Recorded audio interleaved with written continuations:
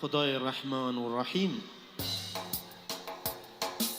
بجمر حمد و ثنای قلب و جان امددن بوی خالق کون و مکان وی به انسان دای زانین با کرم خواندن و هم حکمت و علم و قلم اول و هم آخر رب عظیم هم علیم و هم کریم و هم رحیم مالک افلاک و اسمان بحر و بر رازق جمله هین رحد بر ام تمام آنین وجود بقدرت جن و انسان وی به اسم رحمت نعمتا خوش ام کرن که مسلمان هم محمد سرسر مکر شوان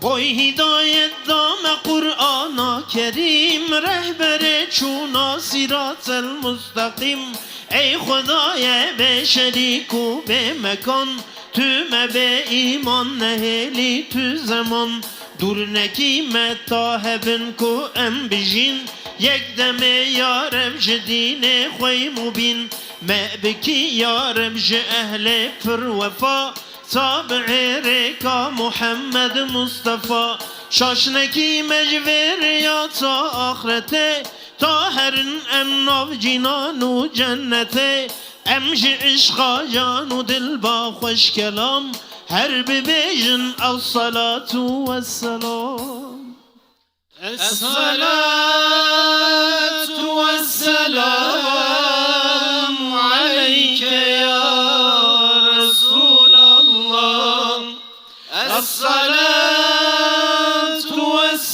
والسلام عليك يا حبيب الله الصلاة والسلام عليك يا نبي الله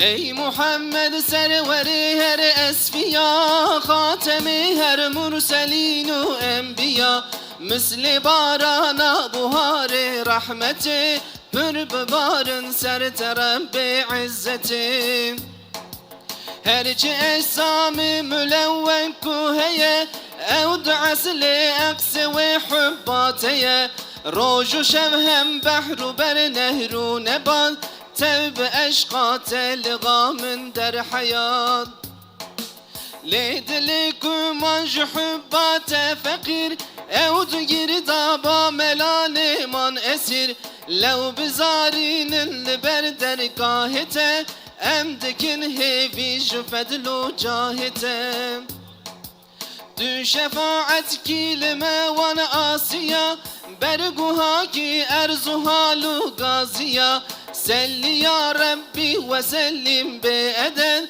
سر روح و جان محمد صائبا صد شکر یا رب تدام او رسول مل پی و دین اسلام کر قبول ام دکن هیویش رب عالمین دور نکی سر یا نبی امین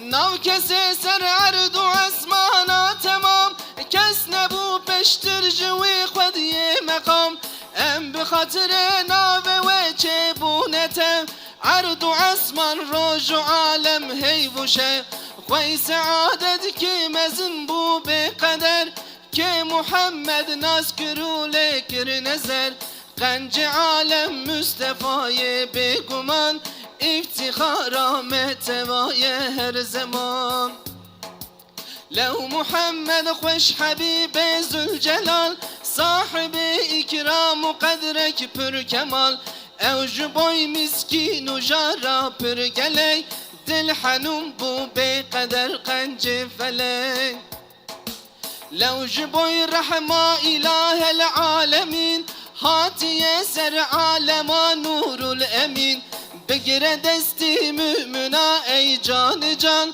سی و سیوان سر مبت روژا گرام خوش نزانم وصف بیجم لو نبی به سلام رب عالم سر تبی امج اشقا جان و دل با خوش کلام her bebejin esselatu vesselam.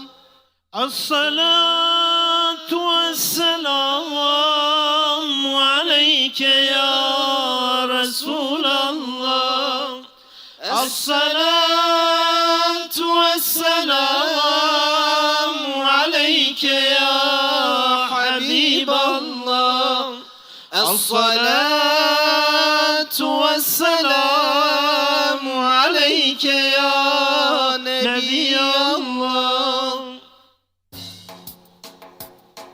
مصطفى خودی نسب کی عالیه اوج آل مالکی پر اصلیه نو کسین قوم جهان ملک عرب کس نبوک وی خودی عالی نسب لو کو او پیغمبر راست و امین هات شنسلا دوست رب العالمین او چه خوش باو چه خوش جد شریف بس کو ابراهیم خلیل او حنیف باو کال انبیای پر عزیز صاحب جین و جیانک پر تمیز هم جنس لا اسماعیل جان حلیم رونیه چعوه خلیل پر کریم او زبیه جان فدای زردم خادم بیت رحیم و زمزم بوی اجداد محمد نفدیار خدمتا کعبه جوی ما یادگار لو قریشی نو جزیره او زمان بون خودی رومت و قدرونشان نور احمد تاج آدم بر بجن هات پشتا سلسلک پر خاص و میر باو کالوی اوین به اختلاف تو بخنجی ناست بونه و پاک و صاف کونو را احمد جعدنان هات خور کتی پشتا معدو پاشی چون زار مدر و ایلیاس مدرکت پشتیوات خوزیم دورت پشتا کنان ندر و مالک فحر و غالب او شرف هر یکی داخل قی زیر و صدف او امانت هات جوان دست لعی کعب و مره هم کلاب و هم قسی جه قسی نازل بو سر عبدالمناف دور هاشم گرتی نور شفاف هات عبدالمطلب دور را گران تا کچو جمع عبدالله نور جان هات دنیا او جوه نسلات تمیز او رسول کول هر عالم عزیز امج عشق جان و دل با خوش کلام سر محمد الصلاة والسلام الصلاة والسلام عليك يا رسول الله الصلاة والسلام عليك يا حبيب الله الصلاة والسلام عليك يا نبي الله.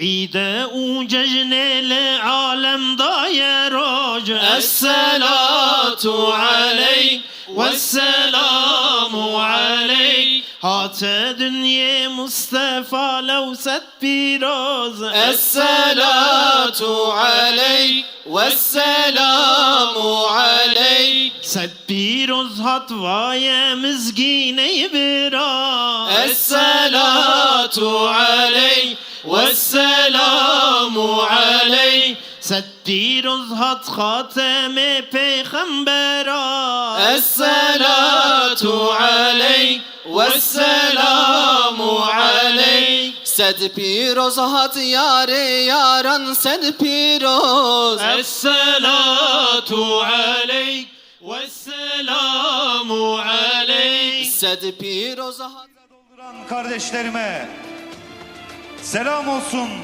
Vahdet diyerek kenetlenenlere, kurtuluş diyerek ayağa kalkanlara, kıymetli kardeşlerim, aziz İstanbullular, bugün burada sadece bir anma için değil, insanlığın düştüğü zifiri karanlıktan çıkış yolunu, tek pusulamızı haykırmak için toplandık. Bugün dünya fırtınalı bir deniz, insanlık ise rotasını şaşırmış bir gemi. Gazze'den Doğu Türkistan'a, Şam'dan Beyrut'a, Kudüs'ten Tahran'a mazlum coğrafyaların her köşesinden feryatlar yükseliyor. Çocukların gökyüzüne bakmaya korktuğu, annelerin feryatlarının arşı titrettiği bir çağda yaşıyoruz.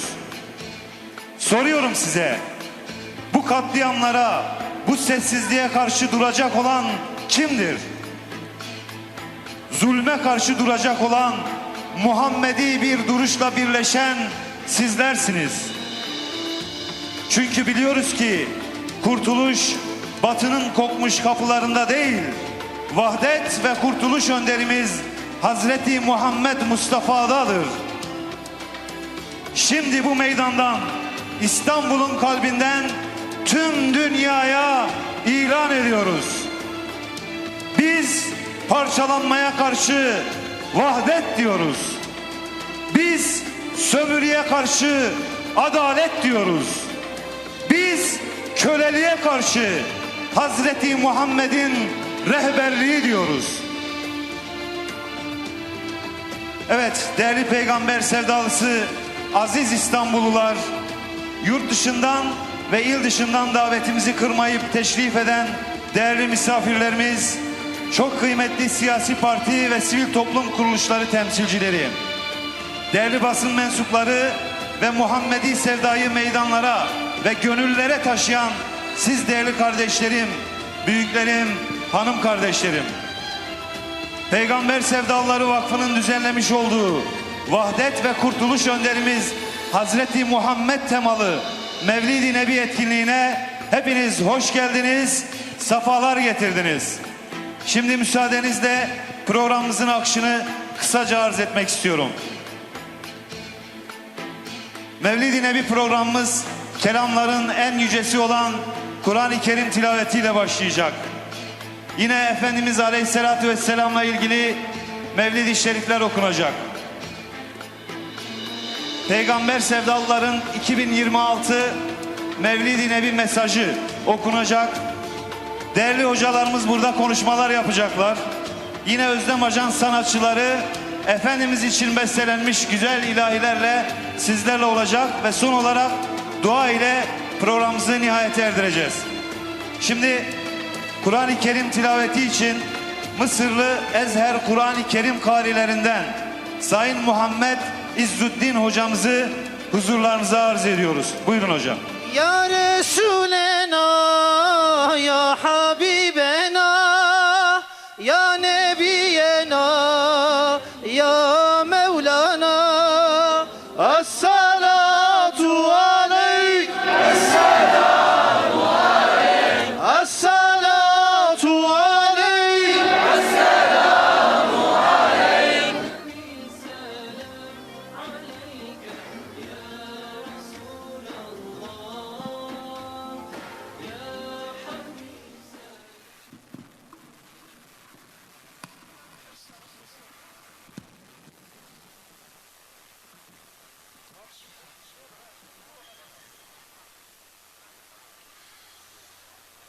أعوذ بالله من الشيطان الرجيم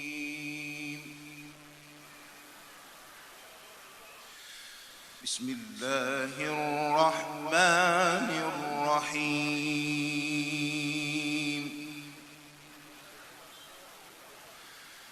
يا أيها الذين آمنوا اتقوا الله حق تقاته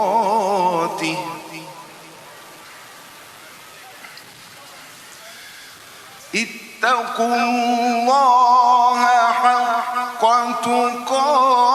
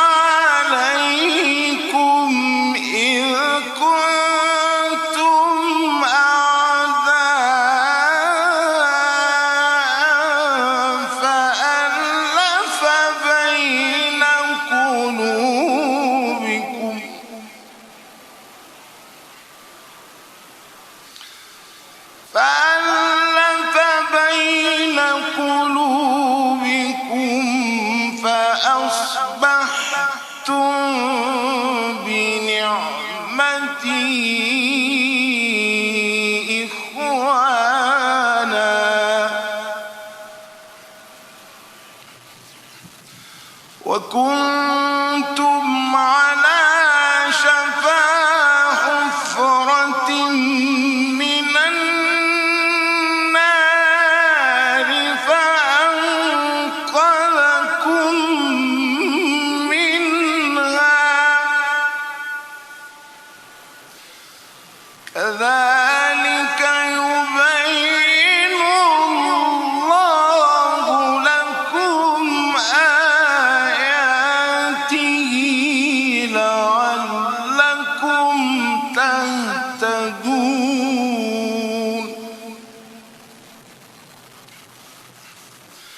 ولتكن منكم أمة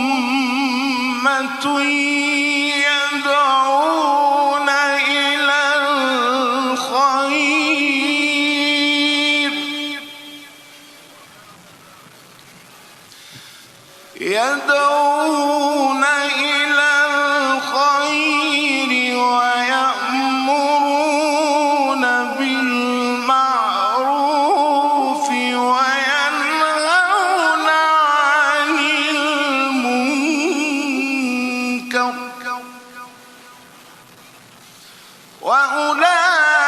وأولئك هم المفلحون بسم الله الرحمن الرحيم يا أيها النبي إنا أرسلناك شاهدا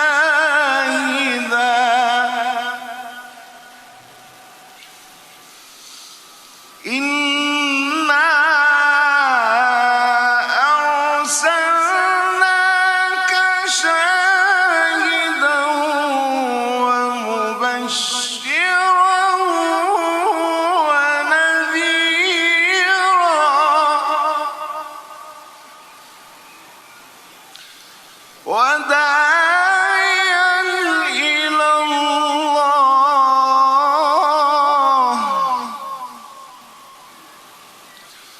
وداعيا إلى الله بإذنه وسراجا منيرا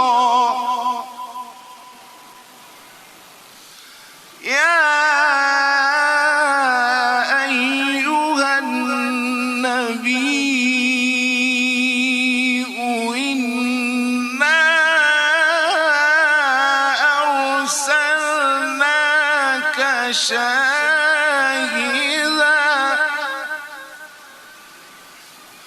شاهدا ومبشرا ونذيرا وداعيا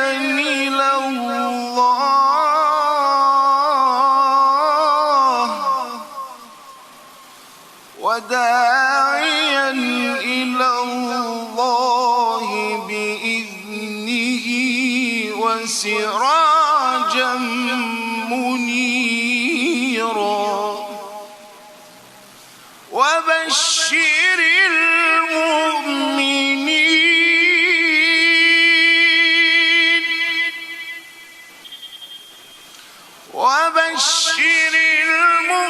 المؤمنين بأن لهم من الله فضلا كبيرا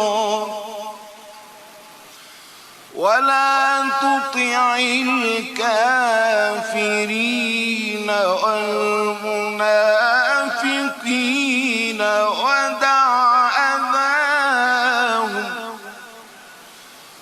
ودع أذاهم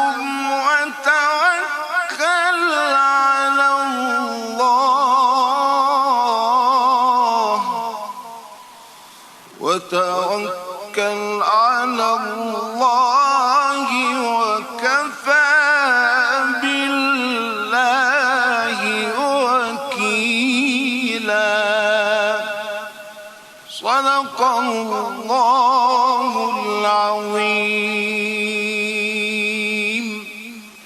الفاتحة.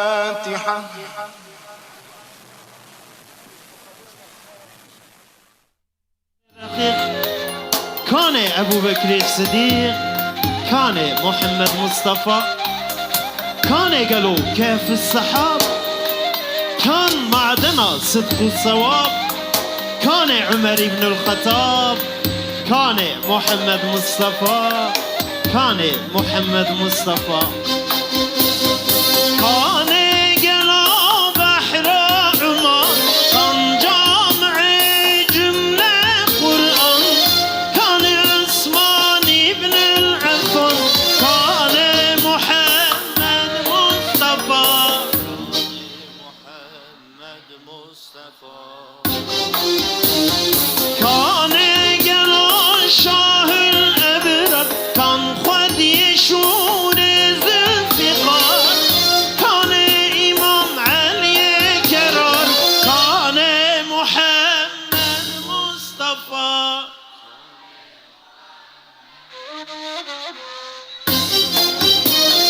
كان إمام علي كرار، كان محمد مصطفى.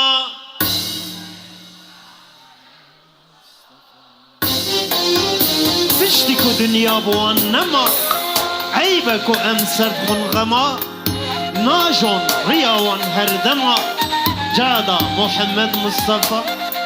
تبلیغ کرن وان خاص و عام، جهاد کرن صبح و دشام، عدل و عبادت دابو نام، دعوة محمد مصطفى، دعوة محمد مصطفى. تكبير تكبير. ونحمو بالتزدب خيراتين، سلسلة سل شفراتين، أي قليل أفين دارين حضرتي محمد عليه السلام. تكبير تكبير تكبير.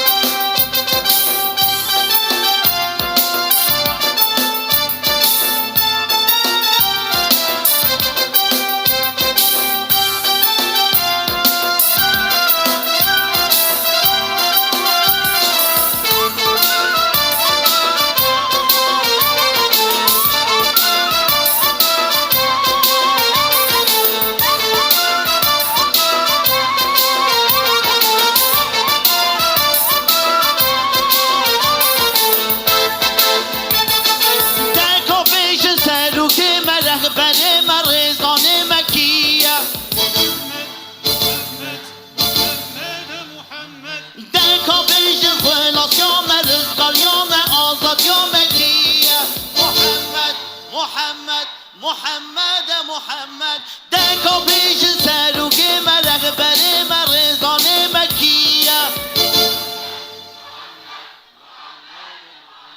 دکو پیش خلاص یام رزگار یام آزاد یام مکیه محمد محمد روح و جان محمد محمد محمد دل و جان محمد محمد محمد روح و جان محمد محمد محمد دل و جان محمد. تكبير تكبير.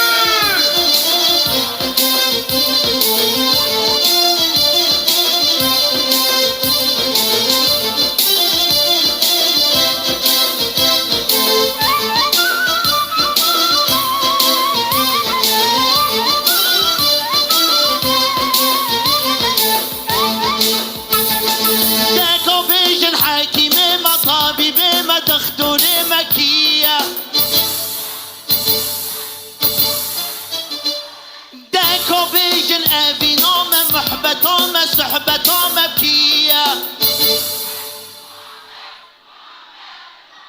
داكو بيجن أبينام محبتام صحبتام كية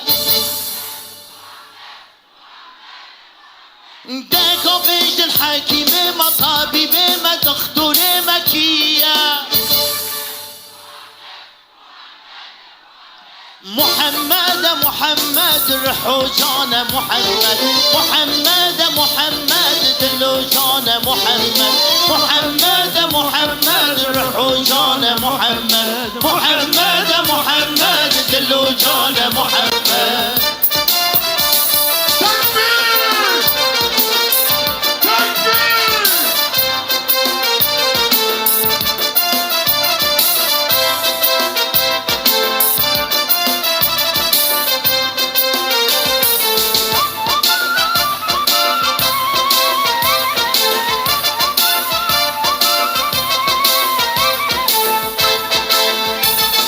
دکو بیشین یکی دیا براتی یا به امت پیه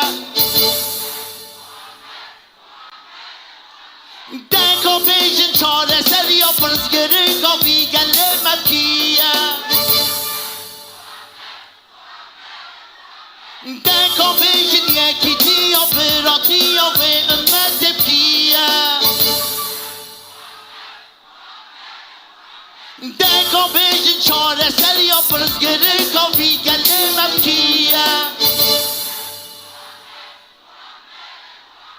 محمد محمد رحو جان محمد محمد محمد دلو جان محمد محمد محمد رحو جان محمد محمد محمد دلو جان محمد تکبیر. Esselamu Aleyküm ve Rahmetullahi ve Berekatuhu. Allah muhabbetinizi daim eylesin inşallah. Muhabbetimizi. Maşallah, coşku, tavan daha da istiyoruz, yükseltelim. Hep beraber eşlik edeceğiz. Biz söyleyeceğiz. Sizler Allahu Ekber diyerek eşlik edeceksiniz. Buyurun.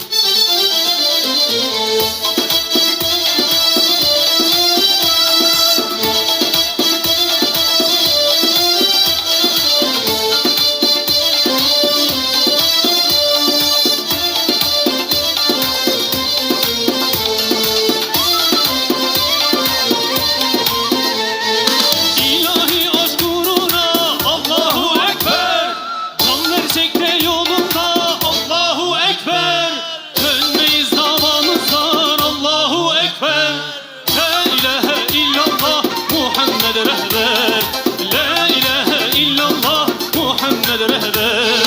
La ilahe illallah Muhammed rehber. La ilahe illallah Muhammed rehber. تكبير تكبير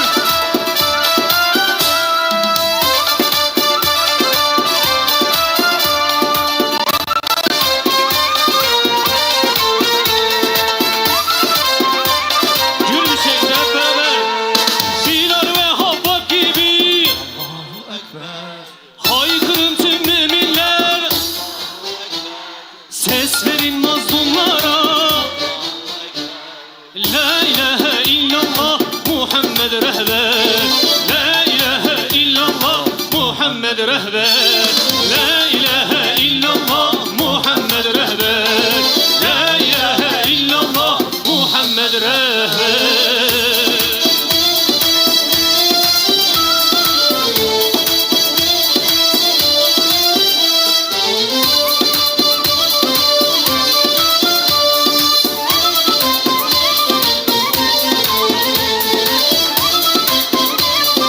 Kalbin inşallah. Söyle anam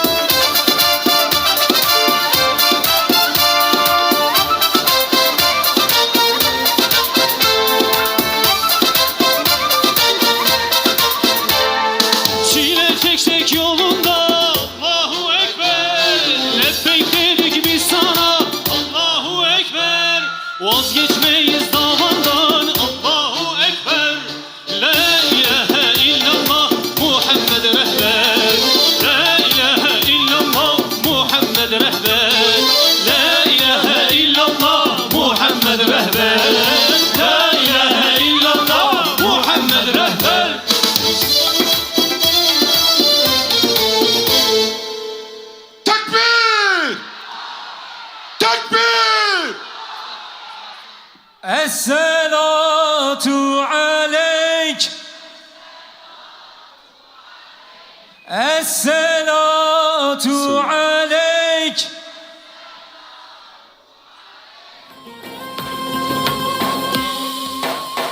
دمتو هاتي بو بدنيا يا طاري نور رحمة ربي جوري بسر دباري دوچه اسمانان دیدارا ربي باري دينا قرآن جبوي مكر دياري دمتو هاتي بو بدنيا Maşallah, يا طاري maşallah, hazar cari maşallah. ربي جوري بسر دباري Hudayi Teala ji hunermend emeyin özlem ajanse razı be. Em keyfxweş kirin, Xudê jî wan di rêvêriya pîroz da her daim keyfxweş bike. Zarokekî me berze ye Bünyamin Avcı ye peyda biket bila binte platformê Xudê ji we razı be.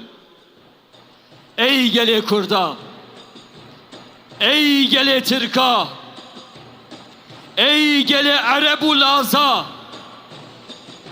em dibînin ku, em dizanin ku Peygamber Hazreti Muhammed aleyhisselam Peygamberê me hemya ye.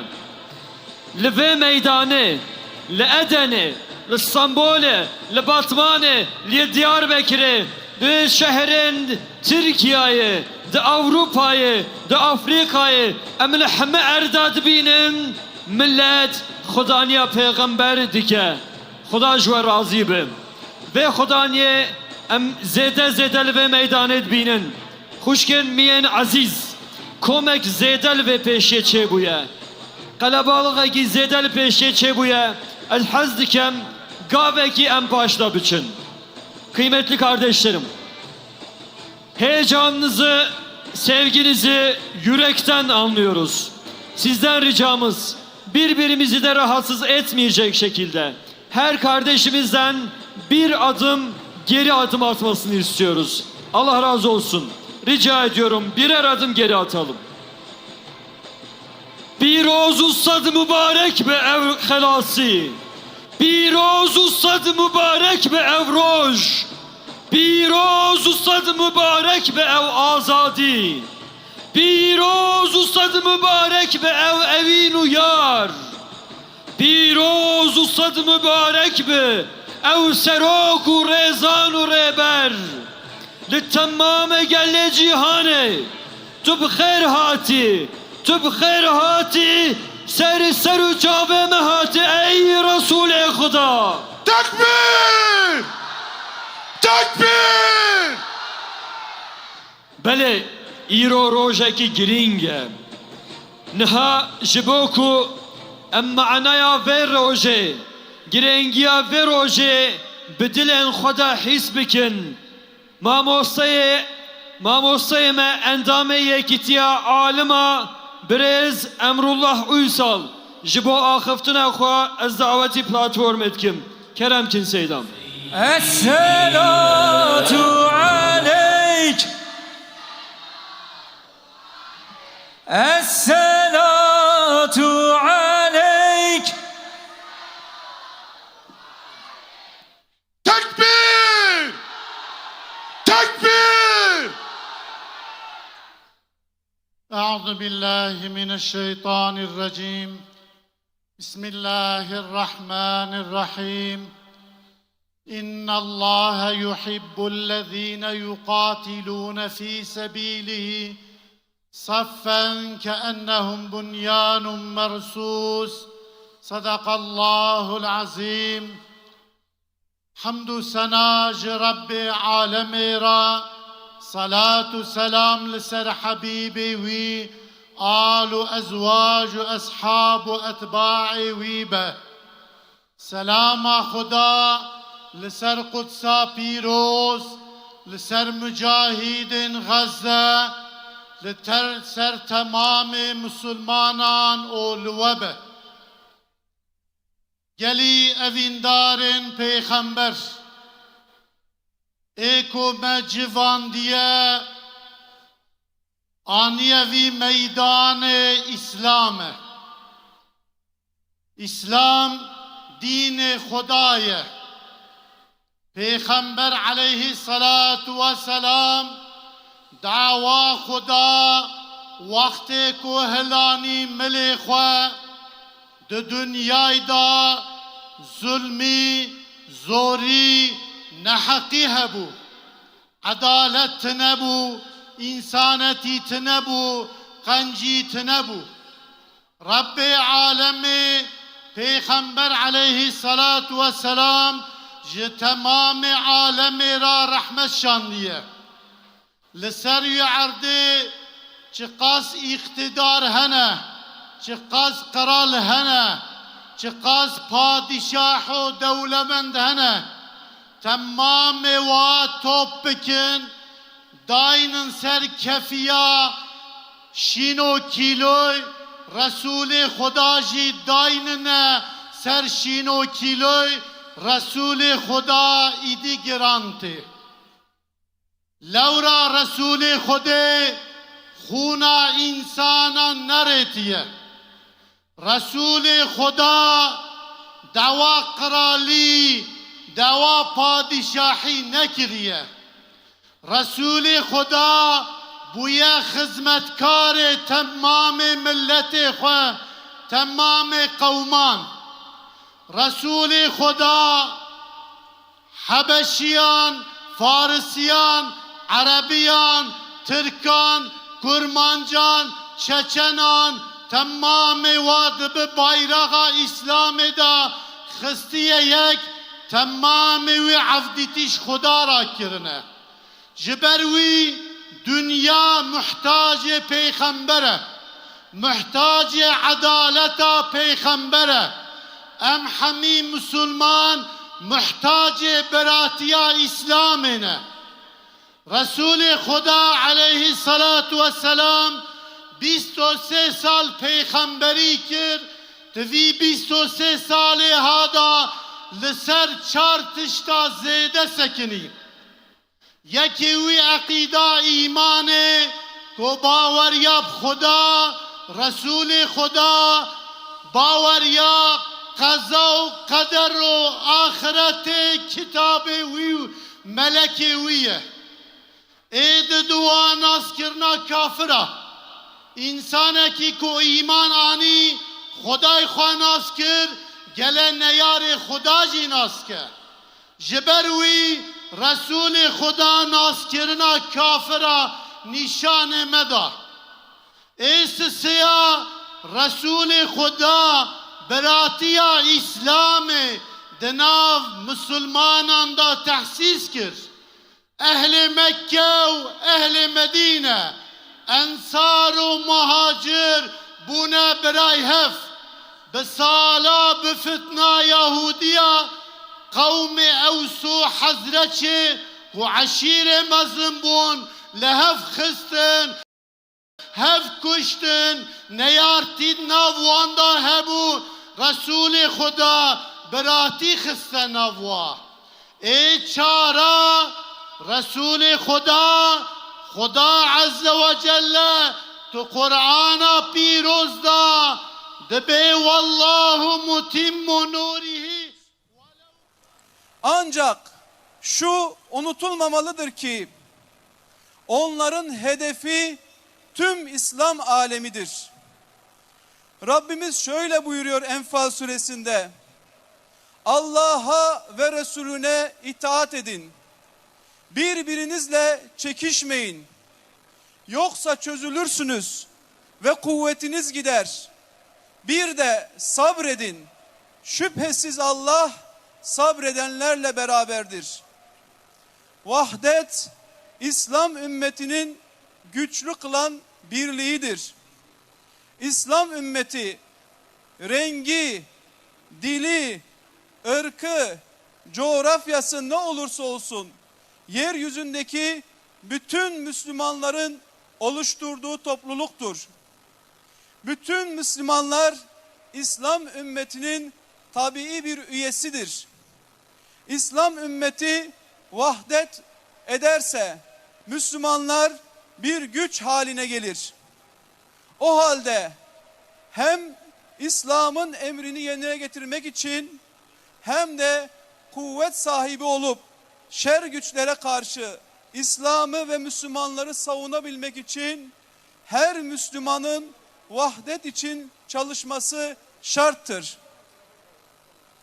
Müslümanlar vahdet etmedikçe daima güçsüz kalarak ve dinlerini de kendilerine hakkıyla savunamayacaklardır.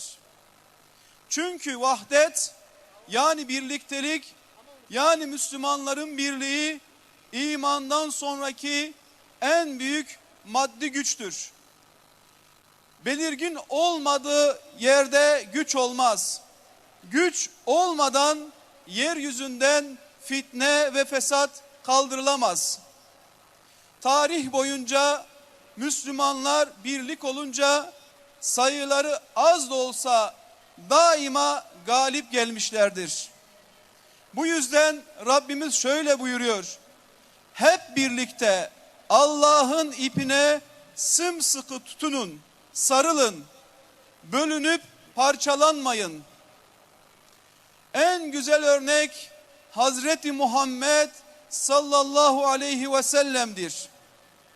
Hazreti Muhammed sallallahu aleyhi ve sellem alemlerin Rabbi olan Allah'tan aldıklarını insanlara bildirerek onlara hayatın hakikatlerini hedef vermiştir.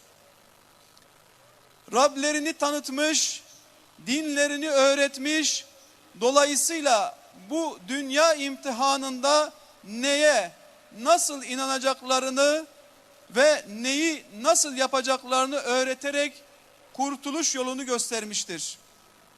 Bu yol Peygamberimizin yolu, temeli Kur'an ve sünnet olan İslam'dır. Hazreti Muhammed sallallahu aleyhi ve sellem İslam'ı hayatında en güzel şekilde uygulamış, pratize etmiş, insanlığa emsali olmayan bir önderdir. Andolsun ki sizin için Allah'a ve ahiret gününe kavuşmayı uman ve Allah'ı çok zikredenler için Allah'ın Resulünde güzel bir örnek vardır. Ahzab suresi. Kurtuluş önderi Hazreti Muhammed sallallahu aleyhi ve sellem'dir. Allah Celle Celaluhu Hazreti Muhammed sallallahu aleyhi ve selleme tabi olunmasını tüm Müslümanlardan ve insanlıktan istemiştir. Hazreti Muhammed'e tabi olan ve onun kutlu yolu olan sünnetine uyanlar kurtulacaktır. Bu sebeple Müslümanlar için gerçek ve asıl kurtuluş önderi ancak Hazreti Muhammed sallallahu aleyhi ve sellem'dir. İslam'dan başka bir dini ve beşeri bir ideolojiyi, bir fikri, bir yaşam biçimini savunan hiçbir insan Müslümanlar için kurtarıcı bir önder olamaz. Aynı şekilde İslam'dan başka hiçbir din, hiçbir beşeri fikir ve ideoloji insanlık için kurtuluş yolu değildir. Rabbimiz şöyle buyuruyor. Nisa suresi 13. ayet. Kim Allah'a ve Resulüne itaat ederse Allah onu içinde ebedi kalmak üzere altlarından ırmaklar akan cennetlerine yerleştirir. İşte büyük kurtuluş budur. O halde gerçek kurtuluşa ermek için her Müslümanın Hazreti Muhammed sallallahu aleyhi ve selleme tabi olması, uyması, sünnetine uyması, getirdiği İslam'ı din ve dava edilmesi mutlak bir gerekliliktir. Hazreti Muhammed sallallahu aleyhi ve sellem yegane kurtuluş önderidir. Rabbimiz şöyle buyuruyor. Ali İmran suresi 185. ayet. Her nefis ölümü tadacaktır. Yaptıklarınızın ecri kıyamet günü size tas tamam yani eksiksiz verilecektir. Kim ateşten yani cehennemden uzaklaştırılıp cennete koşarsa gerçekten o kurtuluşa ermiştir. Bu dünya hayatı yani içinde bulunduğumuz dünya hayatı aldatıcı bir menfaatten, bir geçimlilikten başka bir değildir. Allah hepinizden razı olsun. Peygamber Sevdalıları Vakfı 2026 Mevlid-i Nebi mesajı. Tekbir! İzzettin el-Qassam Tuğayi da ehli Kudse vi şeref jibla Khuda nasibi vav mahmiya jibke.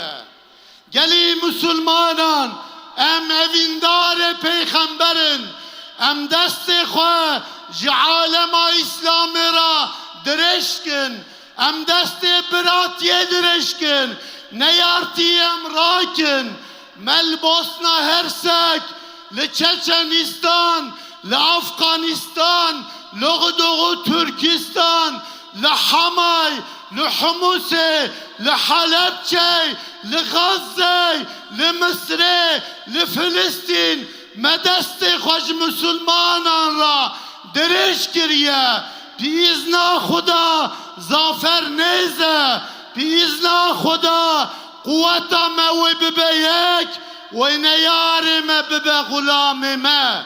Tekbir! Tekbir!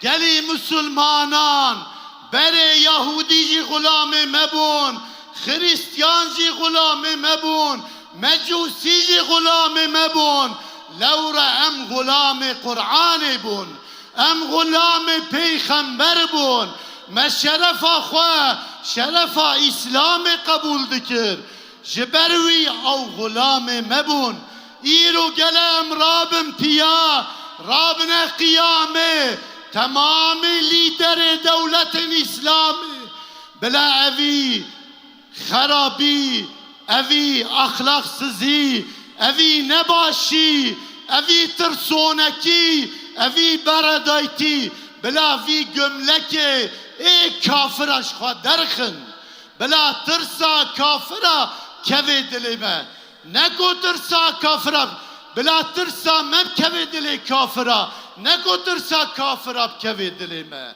بیزنا خدا عز وجل و زفر خواه نصیب مکه گلی شیخ و عالم و علماء و ستقا و پارتی سازی اسلامی ورن ام ببن یک ام براتی بکن و خدا ججمه حسکه پیغمبر ججمه حسکه خدا عز وجل جنت خو نصیب مجیب که تو دعوا جنت ویتنا غیر اسلامی اسلام جنت وی هيا وعد خدا هيا خدا عز وجل وعد وی حق قوتنا وی حق هم دنیا هم جي آخرت قوتنا کی مجي جي پاپا را هيا پاپا جي أوروبا را هيا اي پاپا سيونيست چه قص نياري مي او قص نياري ويجي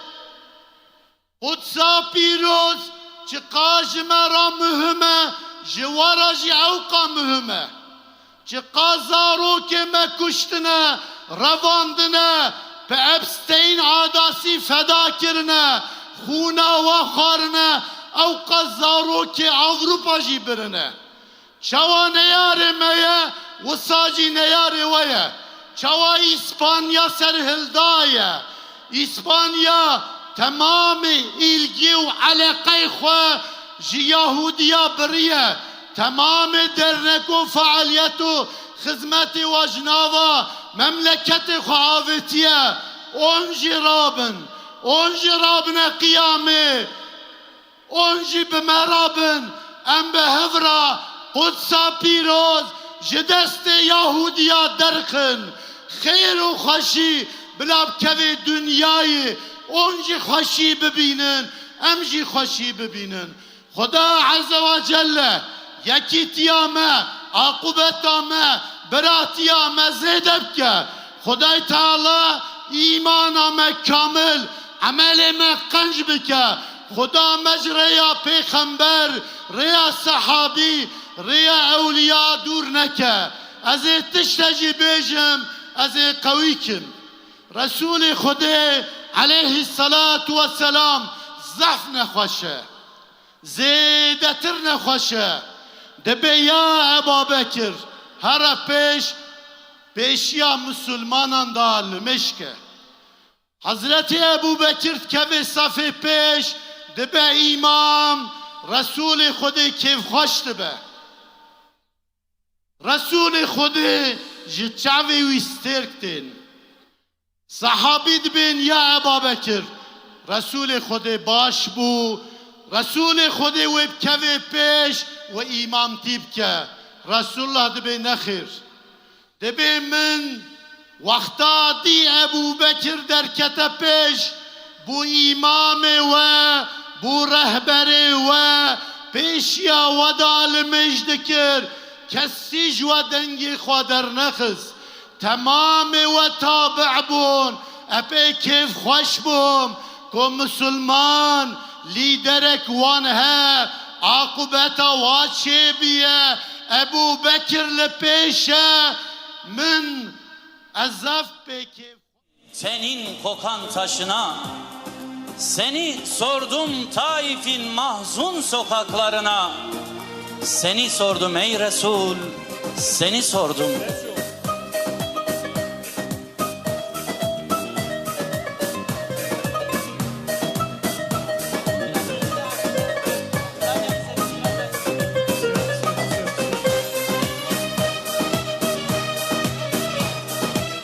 Evet, bayraklarımızı sallayalım.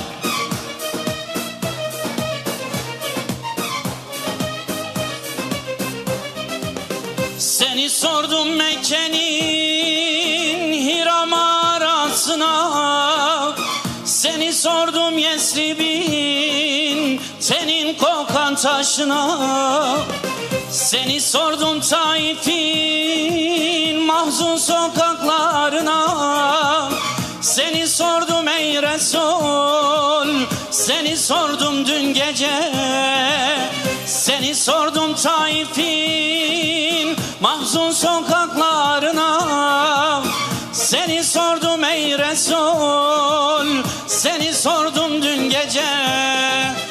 Habibi Rabbemeyi, Ronaya Çavemeyi, ve Karojel Peşameyi. سلام لسرت محمد حبيب ربي مي رونايا شابي مي وكاروج البشامي سلام لسرت محمد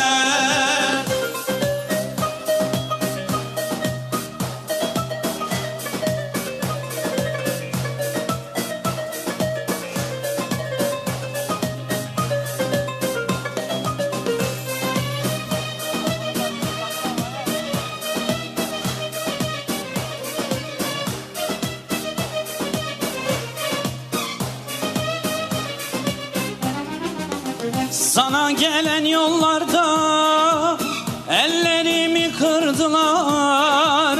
Sana gelen yollarda bedenimi yaktılar. Sana gelen yollarda gözlerimi oydular. Sana geldim ey Resul, sana geldim dün gece. Sana gelen yollarda gözlerimi oydular. Sana geldim ey Resul, sana geldim dün gece. Habibi Rabbemeyi, Ronaya Çavemeyi, ve Karojel Peşameyi. Selam lisserte Muhammed.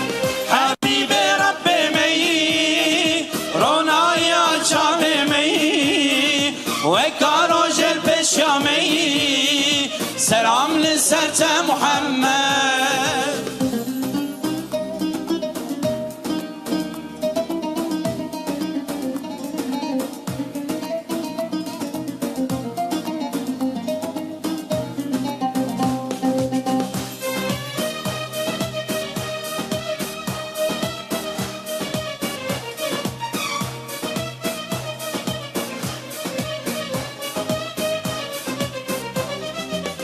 Gösterdiler camini, o kutlu mekanını.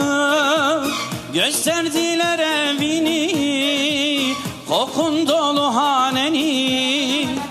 Gösterdiler ravzanı, buzlar kesti kanımı. Gösterdiler ey Resul, gösterdiler dün gece. Gösterdiler ravzanı, buzlar kesti kanımı. Gösterdiler ey Resul, gösterdiler dün gece. Habibi Rabbimi ronaya çavimi ve karojel peşyami. Selam lisserte Muhammed. Habibi Rabbimi ronaya çavimi ve karojel peşyami. Selam lisserte Muhammed. As-salatu vesselamu aleyke ya Resulallah. As-salatu vesselamu aleyke ya Habiballah. As-salatu vesselamu aleyke ya Nebiyallah. Tekbir! Tekbir! Evet.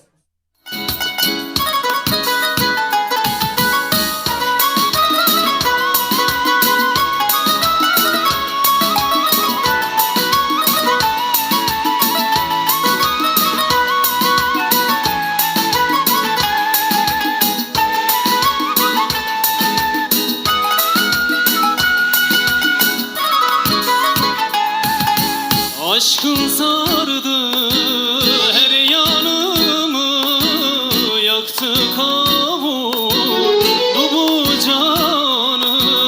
Sana verdim her anımı, sende buldum dermanımı. Saletullah, selamullah aleyke ya Resulallah.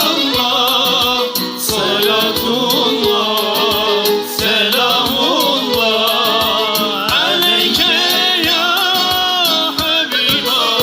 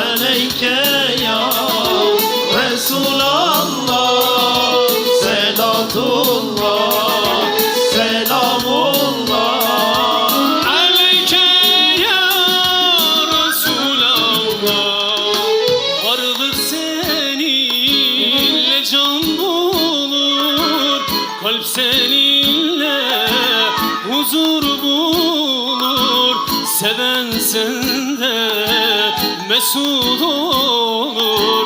Sende buldum dermanımı. Salatullah, selamullah aleyke ya Resulallah. Salatullah, selamullah Aleyke ya Habiballah. Hep beraber selatullah.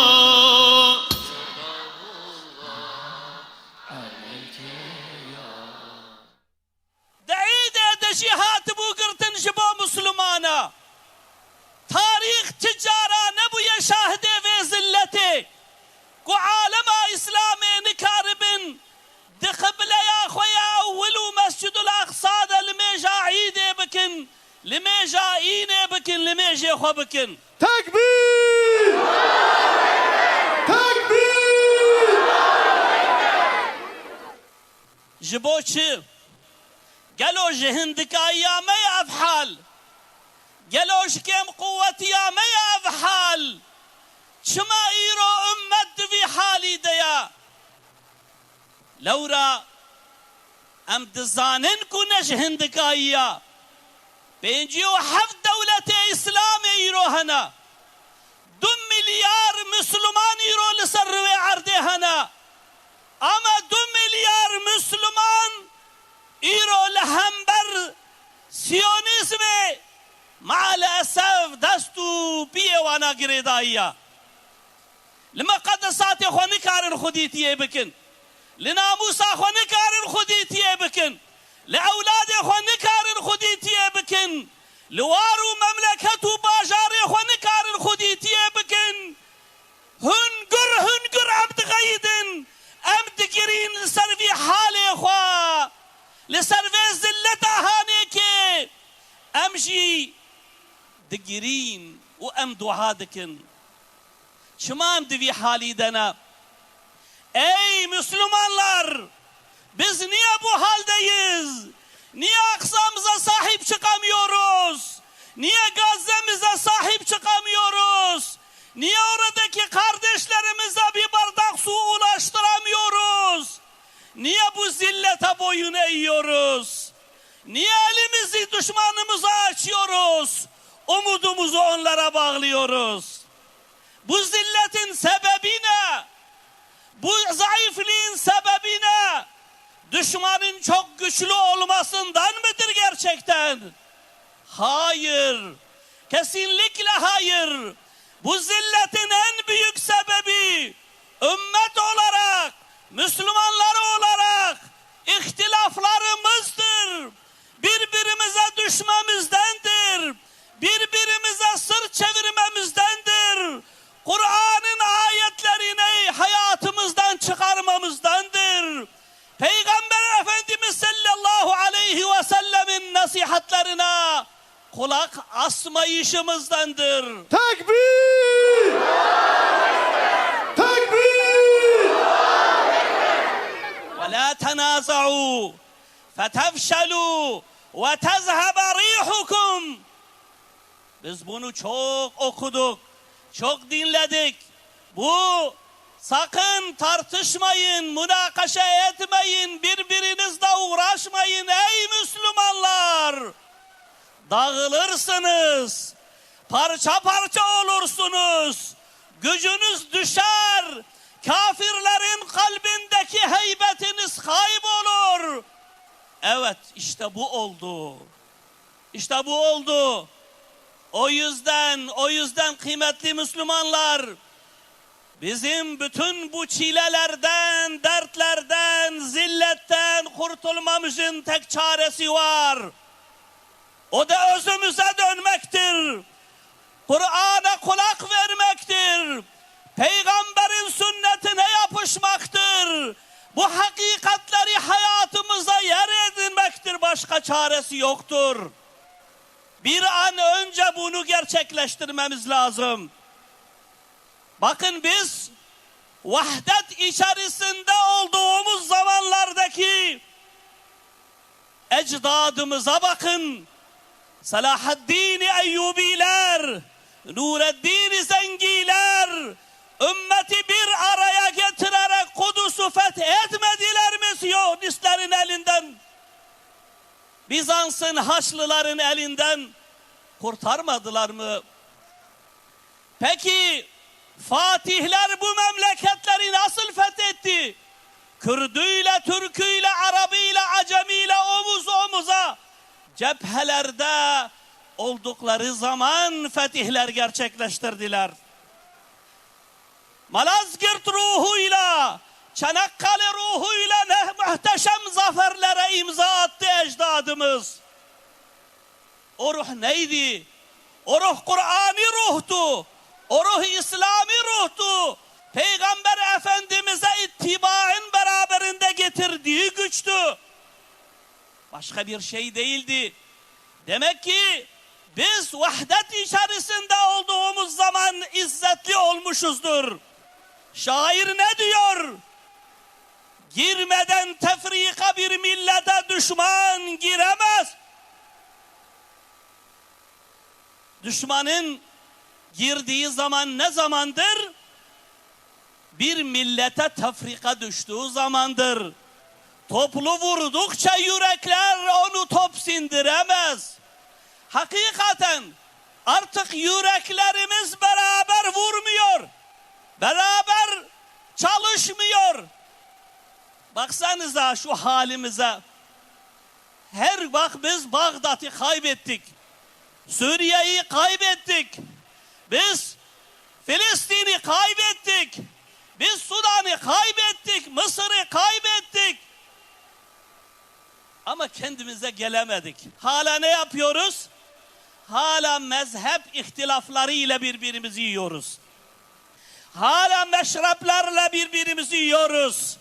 Hala birbirimizin ırkıyla meşgul oluyoruz. Oysa bir bakın düşmanımıza. Bir bakın düşman çocukları vurduğu zaman bu çocuklar Şii midir, Sünni midir ayırt ediyor mu? Gazze'de Sünnileri öldürdü. Lübnan'da Şiileri vuruyor. Bugün İran'da aynı şekilde Şii vuruyor. Sünni vuruyor. Onlar bunu ayırmıyorlar.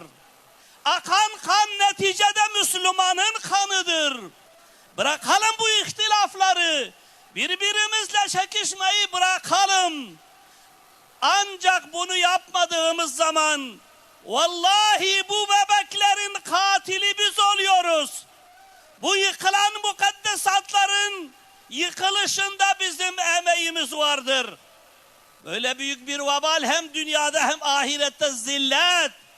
O yüzden bir an önce aklımızı başımıza almamız lazım. Birbirimizle uğraşmayı bırakmamız lazım. Allahu Teala'nın İnne hâzihi ummetukum ümmeten vâhide ve ana rabbukum fa'budun diye buyuruyor. Bu ümmet bir tek ümmet olarak bize verildi. Bunu muhafaza etmemiz lazım.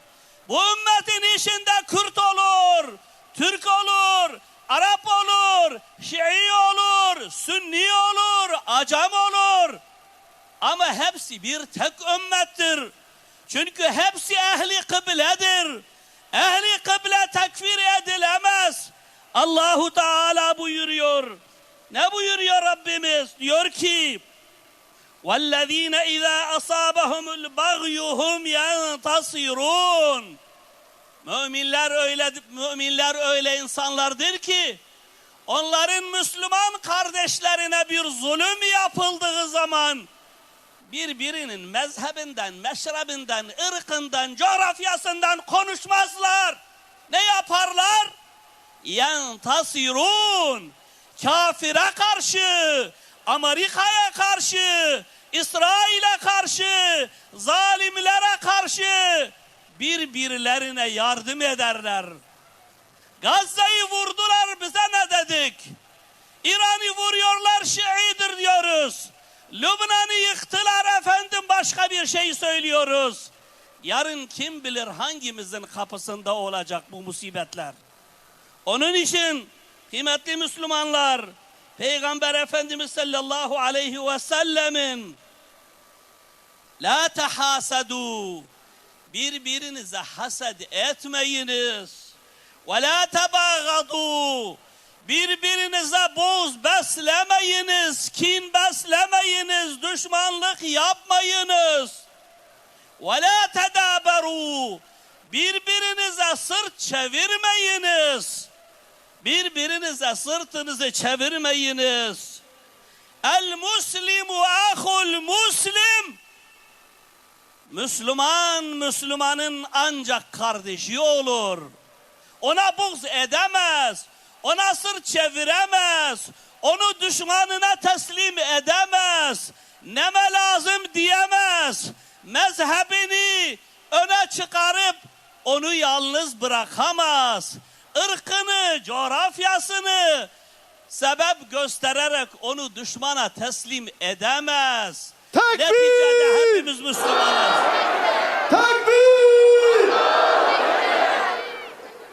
Yine Peygamber Efendimiz la yazlimuhu ve la yahqiruhu ve la yahduluhu, Müslüman kardeşine zulm edemez. Müslüman kardeşini tahkir edemez, küçük düşüremez. Dilinden dolayı, ırkından dolayı, coğrafyasından dolayı bunu yapamaz. Müslüman kardeşine biri zulmettiği zaman onu zalimle yalnız bırakamaz. Biz bunu başaramadığımız müddetçe Gazze'ler bitmez. İranlar bitmez. Lübnanlar bitmez. Sudanlar bitmez. Afganistanlar bitmez. Doğu Türkistanlar bitmez. Ne bileyim, bitmez. Bunun çaresi budur. Bunun çaresi kafire yalvarmak değildir. Allah aşkına bir bakın ne hale geldik. Bugün artık gözümüz bir ruh hastası Netanyahu'nun ve bir ırz düşmanı, çocukların ırzına geçen, onların kanını döken, onların kanını emen vampir Trump gibi vahşilerin ağzına bakıyor hale gelmişiz. Ümmet hiçbir zaman bu kadar zillet içerisine girmemişti. O yüzden ne yapıp edip kendimize dönmemiz lazım. Daha neyi bekliyoruz? Bakmaz mısınız, düşman bizi birbirinden ayırt etmiyor. Kafirlerin dini ayrı, dili ayrı, ırkı ayrı, her şeyleri ayrı olduğu halde, hatta birbirlerini inkar ettikleri halde yek vücut olup Müslümanların tepesine bombalar yağdırıyor da Müslümanların dini bir, kıblesi bir, kitabı bir, peygamberi bir, her şey bir olduğu halde hala neye takılıyoruz be? Yazıklar olsun o Müslümana ki bugün bile hala Amerika'yı görmezden geliyor. İsrail'i görmezden geliyor da şunun mezhebini öne çıkarıyor. Bunun ırkını, öbürünün coğrafyasını yazıyor, çiziyor. Tekbir! Yazıklar olsun. Tekbir! Bu meydan nasıl Kürdüyle, Türküyle, her türlü rengiyle Peygamber Efendimizin etrafında bir araya geldiyse, Allah'ın izniyle bu meydandaki peygamberi sevda, peygamberi itaat, Kur'an'a ve sünnete mutabaat ruhu memleketleri, ülkeleri, bütün İslam coğrafyasını fevç içine alacak ve o zaman izzet yine Müslümanların olacaktır. Allahu Teala o günleri bize çabuk göstersin. Kendimize gelmeyi bize nasip etsin. Kardeşimize sahip çıkma izzetini bize versin. Kafirin eline bakma zilletinden bizi muhafaza etsin. Esselamu aleyküm ve rahmetullahi ve berekatuhu. Tekbir! Tekbir! Evet, bu anlamlı konuşmalarından ötürü değerli Seyyidamız Mehmet Beşir Şimşek'e çok teşekkür ediyoruz. Evet, maşallah. Maşallah. Şu meydanda bizi birleştirdiği gibi Roji mahşerde peygamberin kurtuluş bayrağı olan Liva-i Hamd bayrağı altında birleştirsin bizleri inşallah. Siz şu soğuk şehrin sıcak insanlarıyla da burada olmaktan dolayı Rabbime hamd ediyorum. Ve sizleri, ekranları üzerindeki bizi seyreden kardeşlerimi selamla hürmetliyorum inşallah. Kıymetli kardeşlerim, ben çocukken böyle köyümüzün büyükleri, böyle biraz İslami hassasiyeti olan hocalar, seydalar, alimlerin yanındayken sürekli şuna kulaklarım şahit oluyordu. Diyorlardı ki, yahu bu İslam ümmetinin tefrikası nedir? Niye Müslüman ülkeler birleşmiyor? Niye vahdeti bir türlü kavuşamıyoruz? Bakın yüzlerce cemaatimiz var. Niye bir araya gelmiyoruz? İslam ümmetinin liderleri niye yan yana gelmiyor? Niye İslam ülkelerinin aralarında sınırlar, şeritler, demir bariyerler var? Sürekli böyle şikayette ve serzenişte bulunurlardı haklı olarak.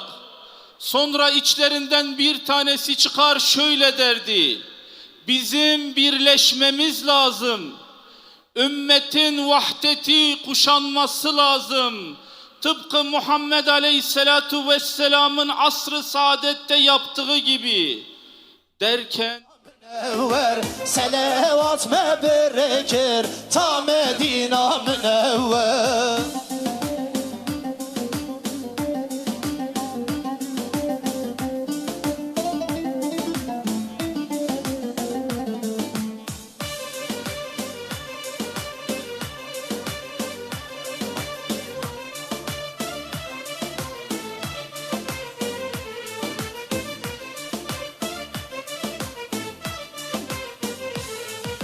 Mizgin tane her melek Can can Muhammed Dençuye arşe felek Can can Muhammed Fud harabun yek biyek Can can Muhammed Azad bun kalev pirek Can can Muhammed Can can can can Can kurban Muhammed Can hayran Muhammed Muhammed nave şeker mebserle ve huverker selavat meberekir ta Medina münevver selavat meberekir ta Medina münevver.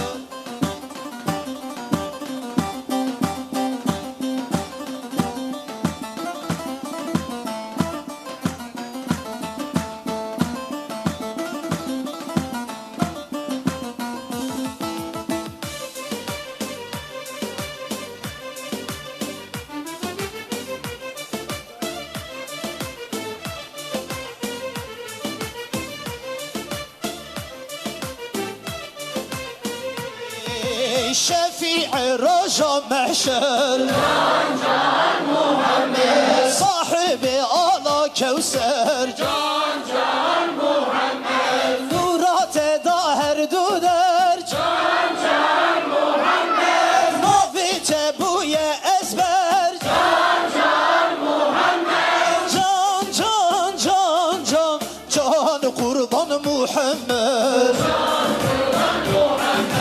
Can hayran Muhammed Muhammed nave şeker mevserle ve huverker selavat meberekir ta Medina münevver selavat çeker ta Medine münevver.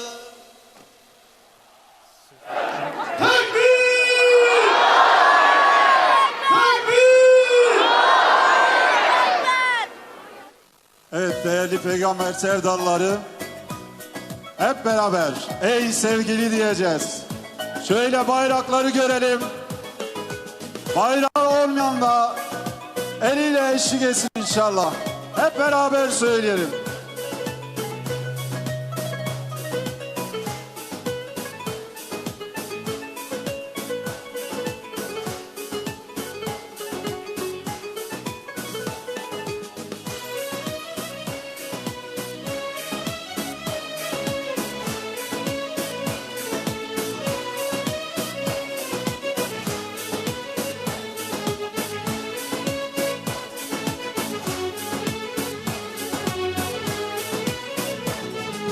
Dünya kafesinde yolunu gözlerim, yolun gülistandır, kokunu özlerim. Gel ferman eyle beratım benim, gel ey gül yüzlüm, gel şirin sözlüm. Gel ferman eyle beratım benim, gel ey gül yüzlüm, gel şirin sözlüm. Ey sevgili ben de gelem sana. Kokuşmuş dünyanın yükü üzerimde, has tutmuş kalbimde, kirli ellerimle. Mahcubum sana hep beraber. Ey sevgili ben de gelem sana. Kokuşmuş dünyanın yükü üzerimde, has tutmuş kalbimde, kirli ellerimle. Mahcubum sana, muhtacım hem de.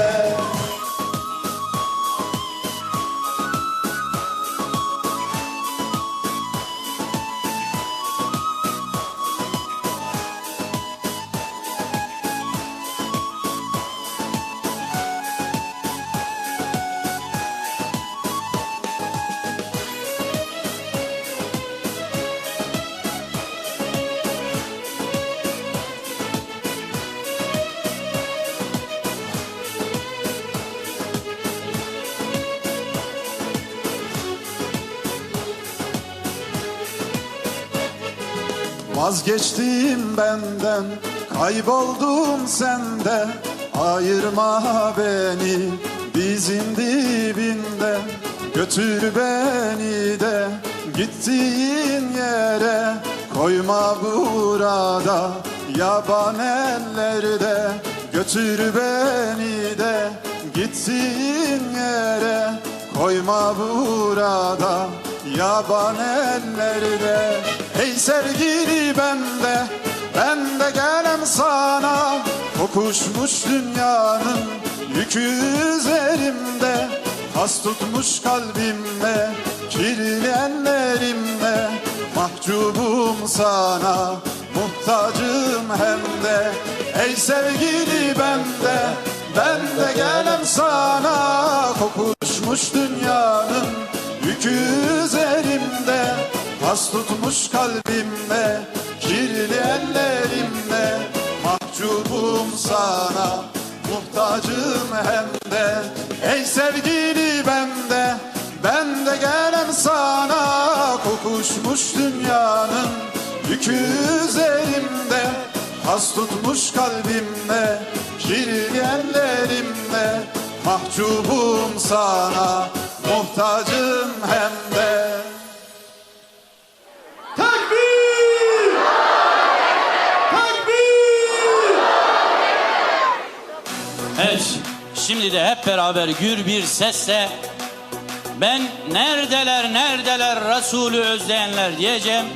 Sizler buradayız, Resul için buradayız. Hep beraber gür bir sesle inşallah.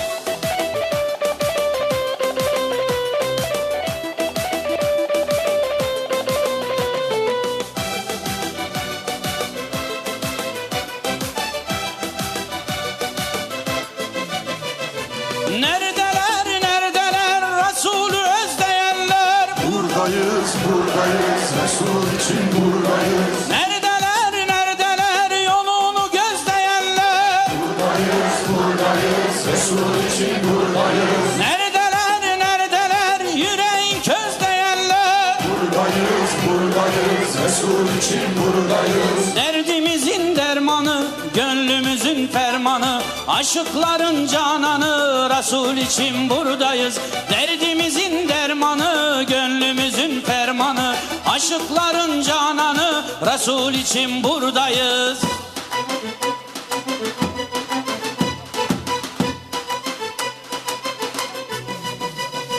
Tekbir! Tekbir! Tekbir!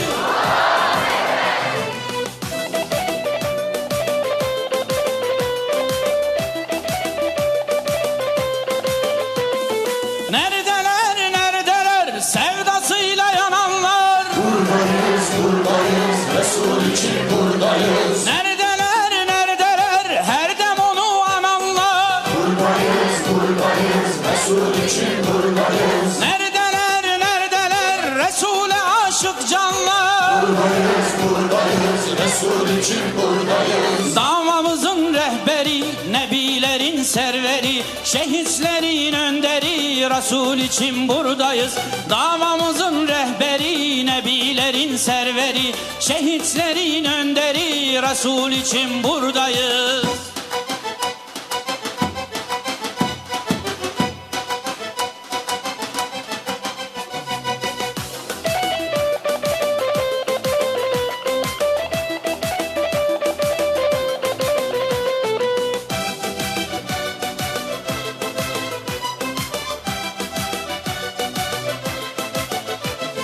Neredeler, neredeler peygamberi sevenler? Buradayız, buradayız, Resul için buradayız. Neredeler, neredeler ona biat edenler? Buradayız, buradayız, Resul için buradayız. Neredeler, neredeler yolunda yürüyenler? Buradayız, buradayız, Resul için buradayız. Yolunda yürüyoruz, nuruna koşuyoruz, aşkıyla coşuyoruz, Resul için buradayız.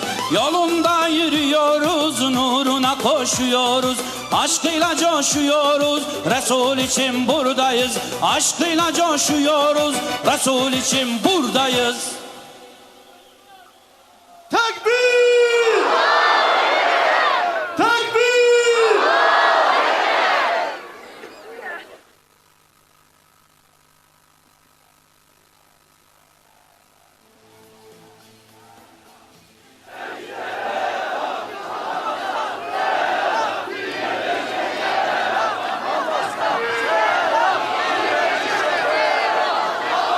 Evet, değerli peygamber aşıkları, Özlem Ajans sanatçılarımıza çok teşekkür ediyorum. Yüreklerine sağlık. Şimdi de yurt içinden ve yurt dışından davetimizi kırmayıp buraya teşrif eden misafirlerimiz var. Konuklarımız var. Müsaadenizle onları takdim etmek istiyorum. Öncelikle demin kürsüde yer alan Avrupa'da, Amerika'da bizim yanımıza gelecek. Ne olursun bizim ticari yollarımızı açın diyecek. Biz de o zaman ya kardeşlerimize saldırmayı bırakır ya da biz sizinle olan ilişkilerimizi keseriz deseydik Gazze'de 80 bin kişi ölmeyecekti. Onun için bize lazım Resulullah Aleyhisselatu Vesselam'ın yetiştirdiği, o güzide ashabın yetiştirdiği anneler gibi anneler, babalar lazım. Bakın kıymetli kardeşlerim, daha önce yaşadık aynı sahneyi. Moğollar İslam coğrafyasına girdiğinde 20 milyon insanı katlettiler. Az bir rakam değil. O günün baktığımızda ne var biliyor musunuz? Hep tefrika var. Fatımiler bir tarafta, farklı devletler bir tarafta. O günün Moğol düşmanına karşı Müslümanları satıyorlar. Ve biz bu sahneden elhamdülillah kurtulduk. Ancak nasıl kurtulduk? Farkinden Silvan'dan bir yiğit çıktı. Yüzü gülmüyordu, asık suratlıydı ve şöyle söylüyordu: ümmetin vahdeti olmadan, Kudüs fethedilmeden ben gülmeyeceğim diyen bir yiğit Haçlıları da bitirdi. Geldi Moğollar da bitti ve sonra İslam coğrafyası bir bütün, tek yürek oldu. Şunu söylemeye çalışıyorum. Selahaddin Eyyubi bir yiğit delikanlı olarak çıktığında ümmet coğrafyası şu an olduğumuz gibiydi. Vallahi fark yok. Öyle ki tarihi kaynaklar anlatır. Haçlılara ajanlık yapan beldeler var, İslam beldeleri var. Haçlılara ajanlık yapıyorlar. Sonra onlar geldiler İslam coğrafyalarına ve Kudüs'ü işgal ettiler. Selahaddin Eyyubi şunu yapmadı. Kudüs'ün surlarını yıka yıka Kudüs'ü fethetmedi. Ancak ne yaptı? Ümmetin bütün azalarını birleştire Kudüs'ü fethetti. İşte bizim çaremiz budur. Onun için diyorum, elimizde bir reçete var. Uygulandığında mutlak bir şekilde işe yarayacak. O da Muhammed Aleyhisselatu Vesselam'ın önderliğinde bir vahdet, ardından dünya ve ahiretimizi kurtaracak bir nusrettir. Eğer biz bize düşeni yaparsak, eğer kadınlarımız Selahaddin Eyyubi gibi çocuklar doğurur, eğer babalarımız Selahaddin Eyyubi gibi çocukları yetiştirirse, o zaman göreceksiniz ki Allah ikramını önümüze koyacak. Resulullah Aleyhisselatü Vesselam Medine'ye hicret ettiğinde, bugün dünya tarihinde yeryüzünün ilk uluslararası anlaşması olan Medine vesikasını imzaladı. Bakın arkadaşlar, o gün Yesrib'de, Medine'de Yahudiler var, müşrikler var, münafıklar var ve yeni şehrin yeni sakinleri olan Müslümanlar var. Allah Resulü geldi, şunu yaptı Medine vesikasıyla. Dedi ki, toplumsal bir vahdet, anayasal bir vahdet bize şarttır. Bugün ülkemizde de aynı vesikayı getirip uygulamak zorundayız. Tüm ideolojiler, fikirleriyle beraber toplumsal bir vahdet bizim için olmazsa olmaz. Anayasal bir vahdet bizim için olmazsa olmazdır. Sonra Allah Resulü ne yaptı? Müslümanlar içinde bir vahdeti oluşturdu. Muahede yaptı. Medineli Müslümanlar ile, yani Ensari Müslümanlar ile Mekkeli muhacirleri birbirine kardeş kıldı. Bu beldeler bile 40 yıldır akan kanı, bugün bizlerin de mağduriyetini yaşadığımız bir neticedeyiz. Bakın, eğer 40 yıl bu beldede iki unsur olan Kürtlerin ve Türklerin kanı dökülüyorsa, bundan önce Medine'de dökülen kan gibi, Evs ve Hazreç gibi Yahudilerin kan parmağıyla dökülmüştü ya, bugün de yine aynı şekilde bu kan döküldü. Bize lazım, yoksa gelmekte olan, ya tedbirlerimizi alacağız, ya azmimizi bileyeceğiz, ya hafızamızı diri tutacağız, ya da bakın az önce Seydam söyledi, bunların kendi çocuklarına bile merhameti yok. Bir adı mel'un olan bir adada çocuklara ne yaptığını gördünüz. Onun için vahdet bizim için bir lüks değildir, bir mecburiyettir. Biz mecburen birbirimizi sevmek ve vahdeti kuşanmak zorundayız. Yoksa vallahi Allah bu günlerimizin rahatının semeresini bizde alacak. Bakın kıymetli kardeşlerim, dedim ya, bizim anlattığımız şey tarihte yaşanan ütopik bir şey, hayal ürünü değildir. Biz yaptık. Bu beldede Osmanlı tarihine bakın. Arabı, Acemi, Çerkezi, Lazı bir bayrak altında birleşti.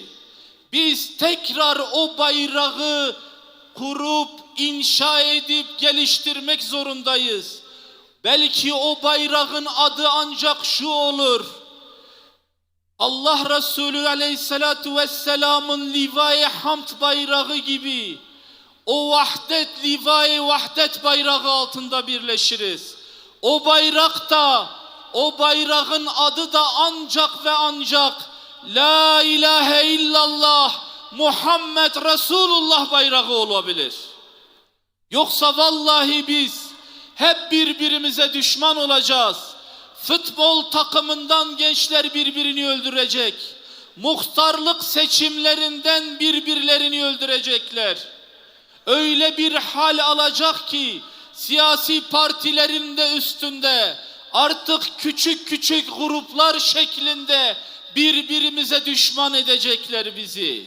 Ancak eğer biz onların hilesine, desiselerine boyun eğmezsek,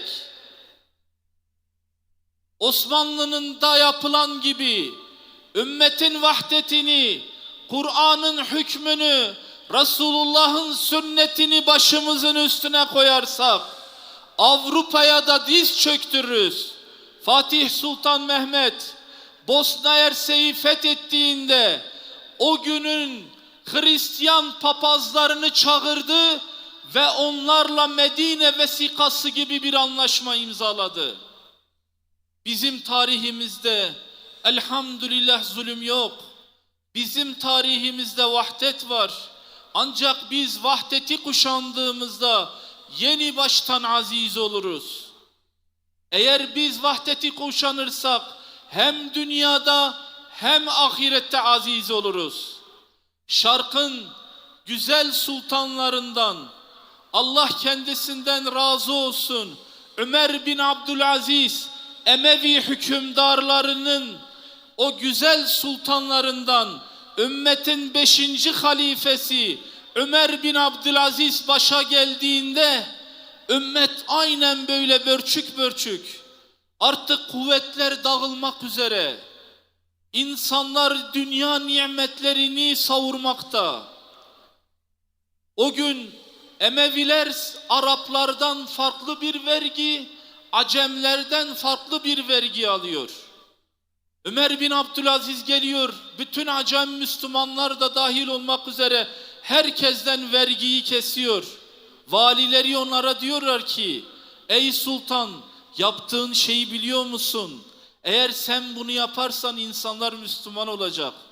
Ömer bin Abdülaziz diyor ki, Muhammed Aleyhisselatu Vesselam bir vergi memuru değildi. O bir vahdet ve kurtuluş peygamberiydi. Şimdi biz tekrar onun getirdiği düzeni hakim etmek zorundayız. Örnek öyle mükemmeldir ki, öyle bir Muhammedi düzeni yeni baştan inşa ediyor ki, Afrika'nın tamamına vergi memurları gidiyor zekat dağıtmak için. Fakir, yoksul arıyorlar. Afrika'nın tamamında zekat verilecek kimseyi bulamıyorlar. Öyle bir zenginleşiyorlar ki, sonra emir buyuruyor, borcu olanların borcunu ödeyin zekatla. Evlenemeyen gençleri evlendirin. Kıymetli kardeşlerim, vahdet dediğim şey, uhrevi hayatımızı kurtardığı gibi, dünyevi hayatımızı da sahili selamete ulaştıracak. Ya biz Allah Resulü Aleyhisselatu Vesselam o Liva-i Hamd bayrağı gibi Liva-i Vahdet bayrağı altında birleşiriz. Yoksa çocuklarımız Epstein adasındaki yamyamların sofralarına mezeler olur. Elhamdülillah onları meza etmeyeceğiz, ettirmeyeceğiz. Rabbim sizlere de bizlere de öyle bir kamet, öyle bir duruş sergilesin ki Roji mahşerde söylediklerimizin, bu konuştuklarımızı bizim için ahiret ve ahirette kurtuluş akçesi eylesin. Günümüz bizlere mübarek olsun. Rabbim evlerimize döndüğümüzde Peygamberin vahdetini hem ülkemizde hem şehrimizde hem evimizde ve kalbimizde yaşamayı bizlere nasip eylesin. Allah hepinizden razı olsun. Hepinizi Allah'a emanet ediyorum. Esselamu Aleyküm ve Rahmetullahi ve Berekatuhu. Esselatu aleyk. Esselatu aleyk. Evet, davetimizi kırmayıp programımıza icabet eden araştırmacı yazar Sayın Cengiz Aydın hocamızı çok teşekkür ediyorum. Allah-u Teala en güzel şekilde amel etmeyi nasip eylesin. Evet, programımız bütün güzelliğiyle, bütün coşkusuyla, muhabbetiyle devam ediyor. Muhabbetiniz daim olsun inşallah. Sırada Özlem Ajan sanatçılarından birbirinden güzel ilahi ve ezgiler, sonrasında güzel bir dua ile hep beraber amin diyeceğimiz bir dua ile programımızı nihayete erdireceğiz. Tekbir! Tekbir!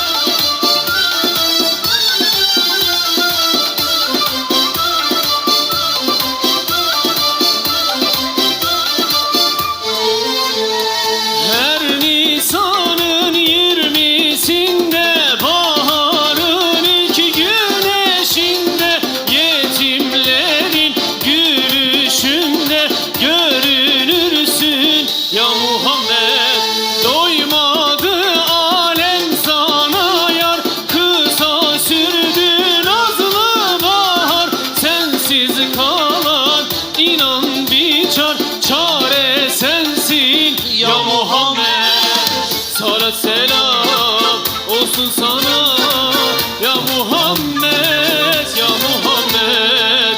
Canlar kurban olsun sana ya Muhammed, ya Muhammed.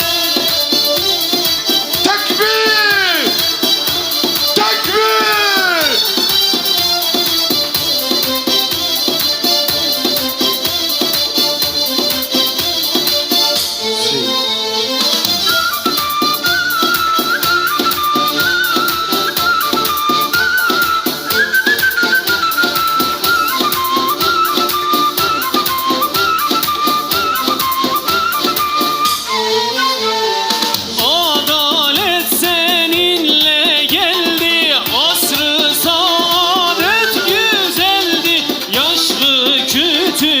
Dile geldi sana ağlar ya Muhammed.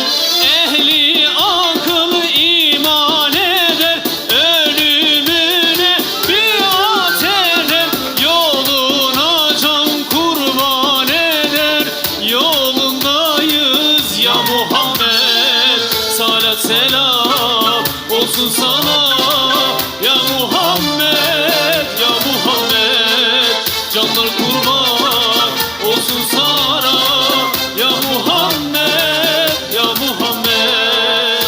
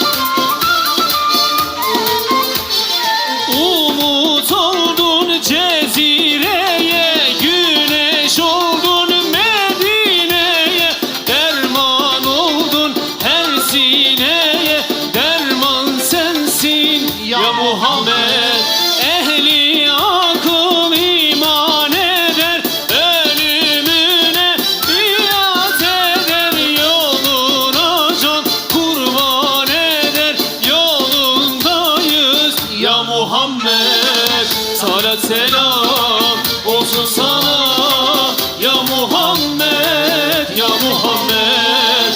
Canlar kurban olsun sana ya Muhammed, ya Muhammed. Canlar kurban olsun sana ya Muhammed, ya Muhammed. Tekbir! Tekbir! Habiballah. Tekbir! Tekbir! Allahu Ekber! Allahu Ekber! Evet, Peygamber Sevdalıları Çocuk İlahi grubuna çok teşekkür ediyoruz. Yüreklerine sağlık. Ey Müslümanlar! Kudüs işgal altındayken Lübnan نشانمه باور و پیمانمه هل اوتم دعوامه باور و پیمانمه هل اوتم دعوامه إلا الله إلا الله لا إله إلا الله محمد محمد محمد رسول الله إلا الله إلا الله لا إله إلا الله محمد محمد محمد رسول الله تكبير تكبير تكبير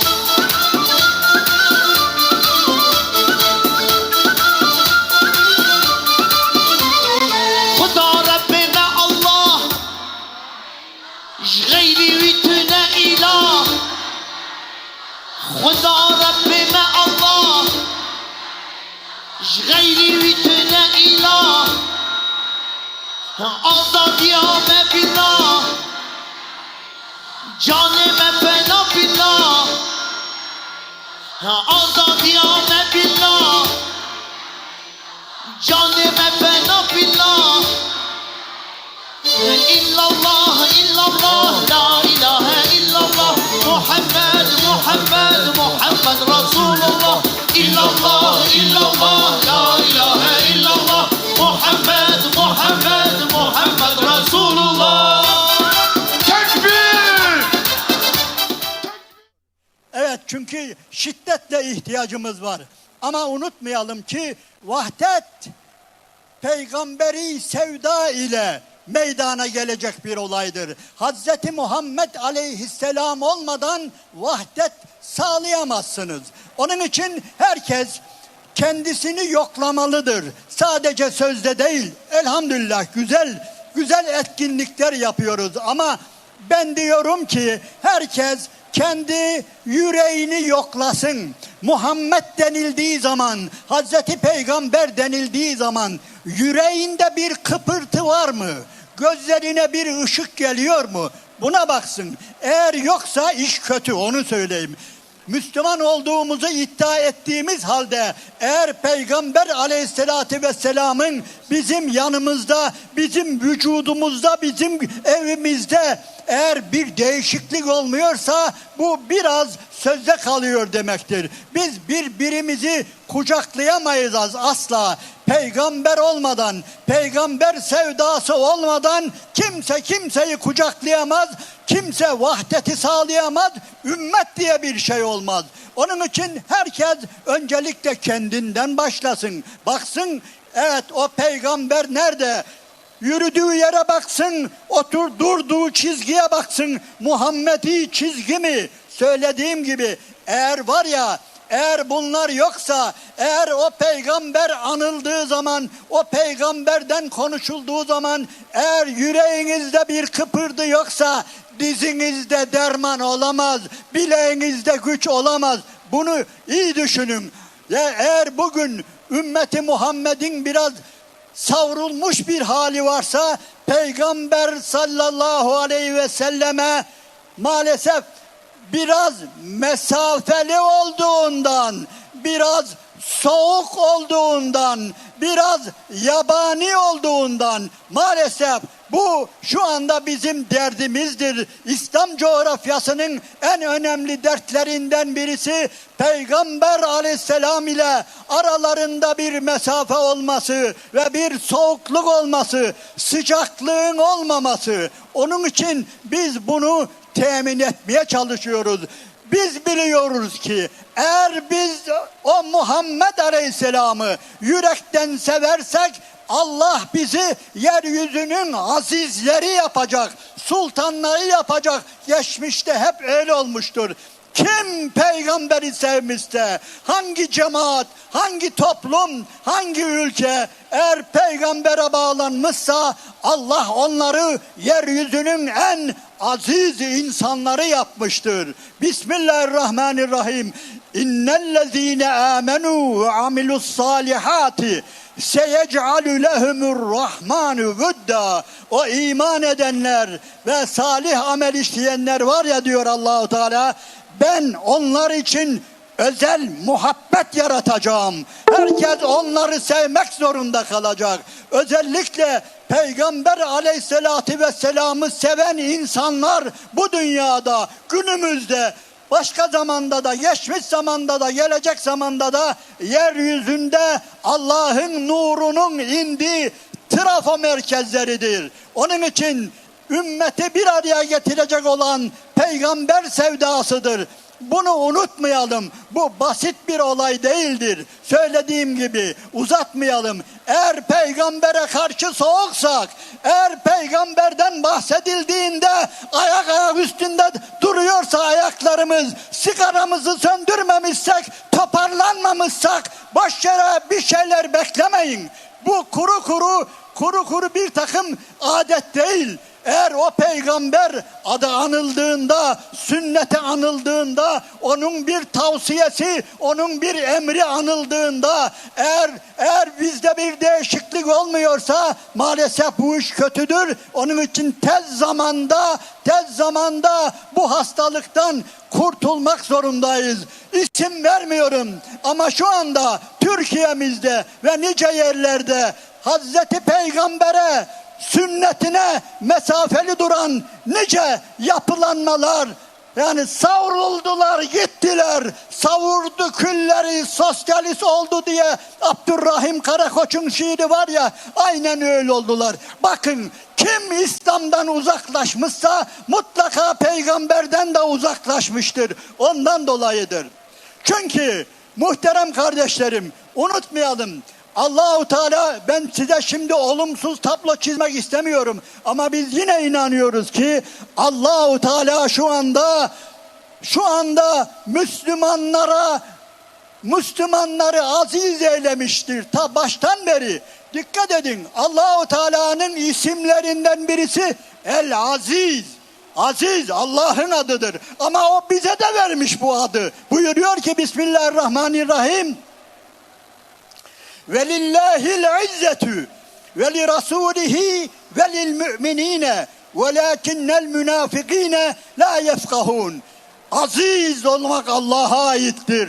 Aziz olmak Resulüne aittir ve aziz olmak müminlere aittir. Elhamdülillah Allah bu şerefi müminlere vermiştir ve yeryüzünde aziz eylemiştir. Bu böyle basit bir olay değildir. Evet, herkes geziyor, herkes insandır ama Allah başka bir takım insanlara da buyuruyor ki, ne buyuruyor? Bismillahirrahmanirrahim. Ya eyyühellezine amenu innemel müşrikûne necesun. Ey müminler, iyi bilin ki müşrikler necasettir. İnnemel müşrikûne necesun. Özür dilerim, necaset ya. Necaset bildiğiniz tuvaletin necaseti. Allah demek ki birilerini de böyle yerin dibine batırıyor ve ondan dolayı diyor ve la yakrabul mescidel harame ba'de amihim hâzâ. Bundan dolayı onları, ey Resulüm, müşrikleri bundan sonra Kabe'ye, Mescid-i Haram'a sokmayın. Onlar nedir? Necasettir. Başka ayetlerde de ne diyor? İnnehum ricisün. Onlar murdardır, leştir. Aynen sokakta gördüğümüz veya sokaklarda yok artık.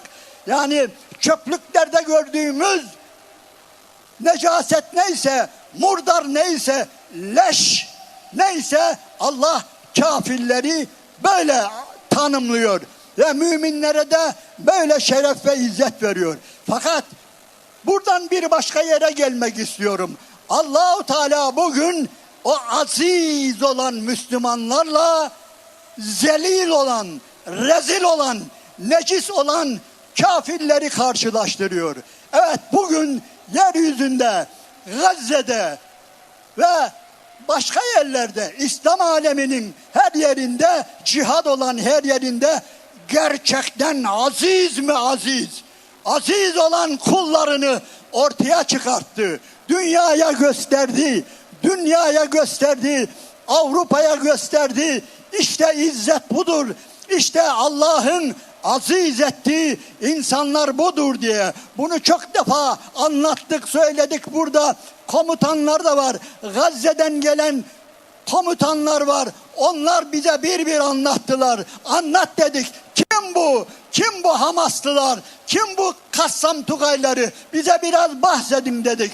Bahsettiler. Vallahi öyle bahsettiler ki, öyle şaşırdık ki, dediler bunların büyük bir kısmı hafız ve bunların büyük kısmı ya hafız ya yarım hafız ve 17 ile hatta 19 ile 22-23 yaş arasındalar ve bunlardan bir tanesinin bile kaza namazı yoktur dediler. Dikkat edin. Tekbir!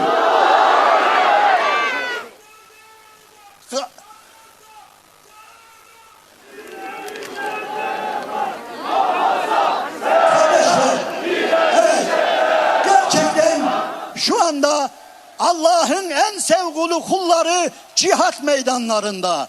Allah'ın en sevgili kulları cihat meydanlarında. Üzerlerine bomba atıldığı zaman, bir yere bomba atıldığı zaman oraya koşuşuyorlar. Hepsi oraya koşuşuyor. Dikkat edin.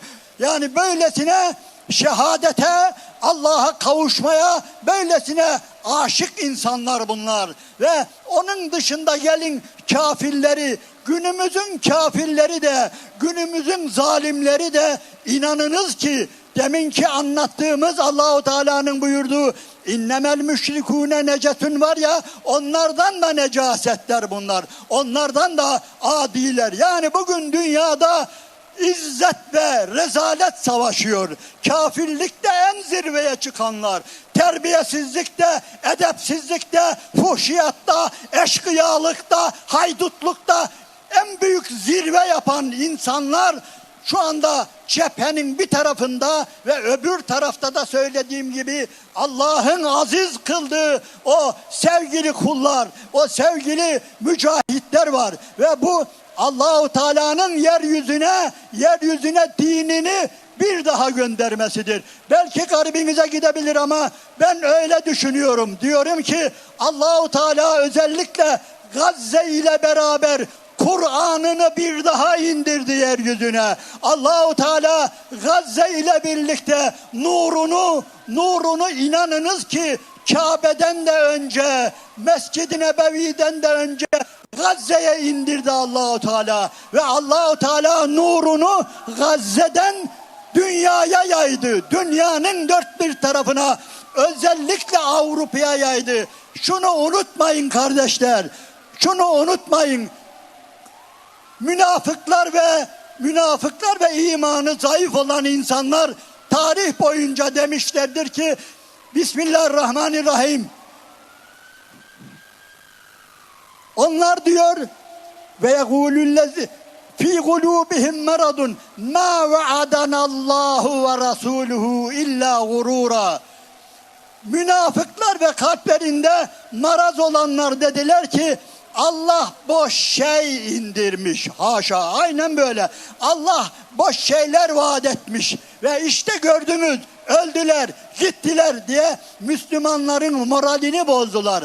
Ama muhterem kardeşler, kimse sizin moralinizi bozmasın. Kaybetmediler. Ne Gazze kaybetti, ne Lübnan kaybetti, ne İran kaybetti. Şu anda dünyanın dört bir tarafına inanınız tarihin hiçbir yerinde hiçbir zamanında olmadığı gibi Allah'ın nuru yayılıyor. İslam yayılıyor. Tarihin hiçbir döneminde Avrupalılar Allah ile haşa burun buruna gelmediler. Allah'ı böylesine yakinen tanımadılar. Hiçbir zaman vahiy ile, Kur'an ile bu kadar muhatap olmadılar. Söyleyin, hangi padişah döneminde Paris'te, Londra'da, Washington'da yüz binlerce Hristiyan genci Müslümanlarla beraber namaz kıldı? Söyleyin, hangi dönemde? İşte bunu Allahu Teala Gazze ile yaptı ve bugünkü mücahitlerle beraber yaptı. Onun için kimse bizim moralimizi bozmasın. Tamam, 75 bin kişiye yakın kardeşimizi şehit verdik ama inanınız en az 750 bin kişi, yani 10 misli insan İslam'a gelmiştir Gazze'den dolayı ve bugün Müslümanların verdiği cihattan dolayı. Onun için kimse bizim moralimizi bozmasın. İyiye gidiyor. Allah nurunu bir daha tamamlıyor. Onun için muhterem kardeşlerim, söylediğim gibi yarınlar gerçekten bizimdir. Böyle badireli günler sahabe zamanında da olmuş ha. Zannetmeyin ki mesela hep biz Mekke dönemini acı dönem olarak görürüz ya. Medine'de daha büyük felaketler geçirmiş Müslümanlar. Medine'de mesela bir Hendek Savaşı'nda Allahu Teala anlatıyor. Müslümanlar öylesine toptan yok olma ihtimali tehlikesi geçirmişlerdir ki ya eyyühellezine amenüzkuru ni'metallahi aleykum izcaetkum cunudun feersenna aleyhim rihan ve cunuden lem teravha. Hatırlayın Allah'ın nimetini, üzerinizdeki nimetini diyor.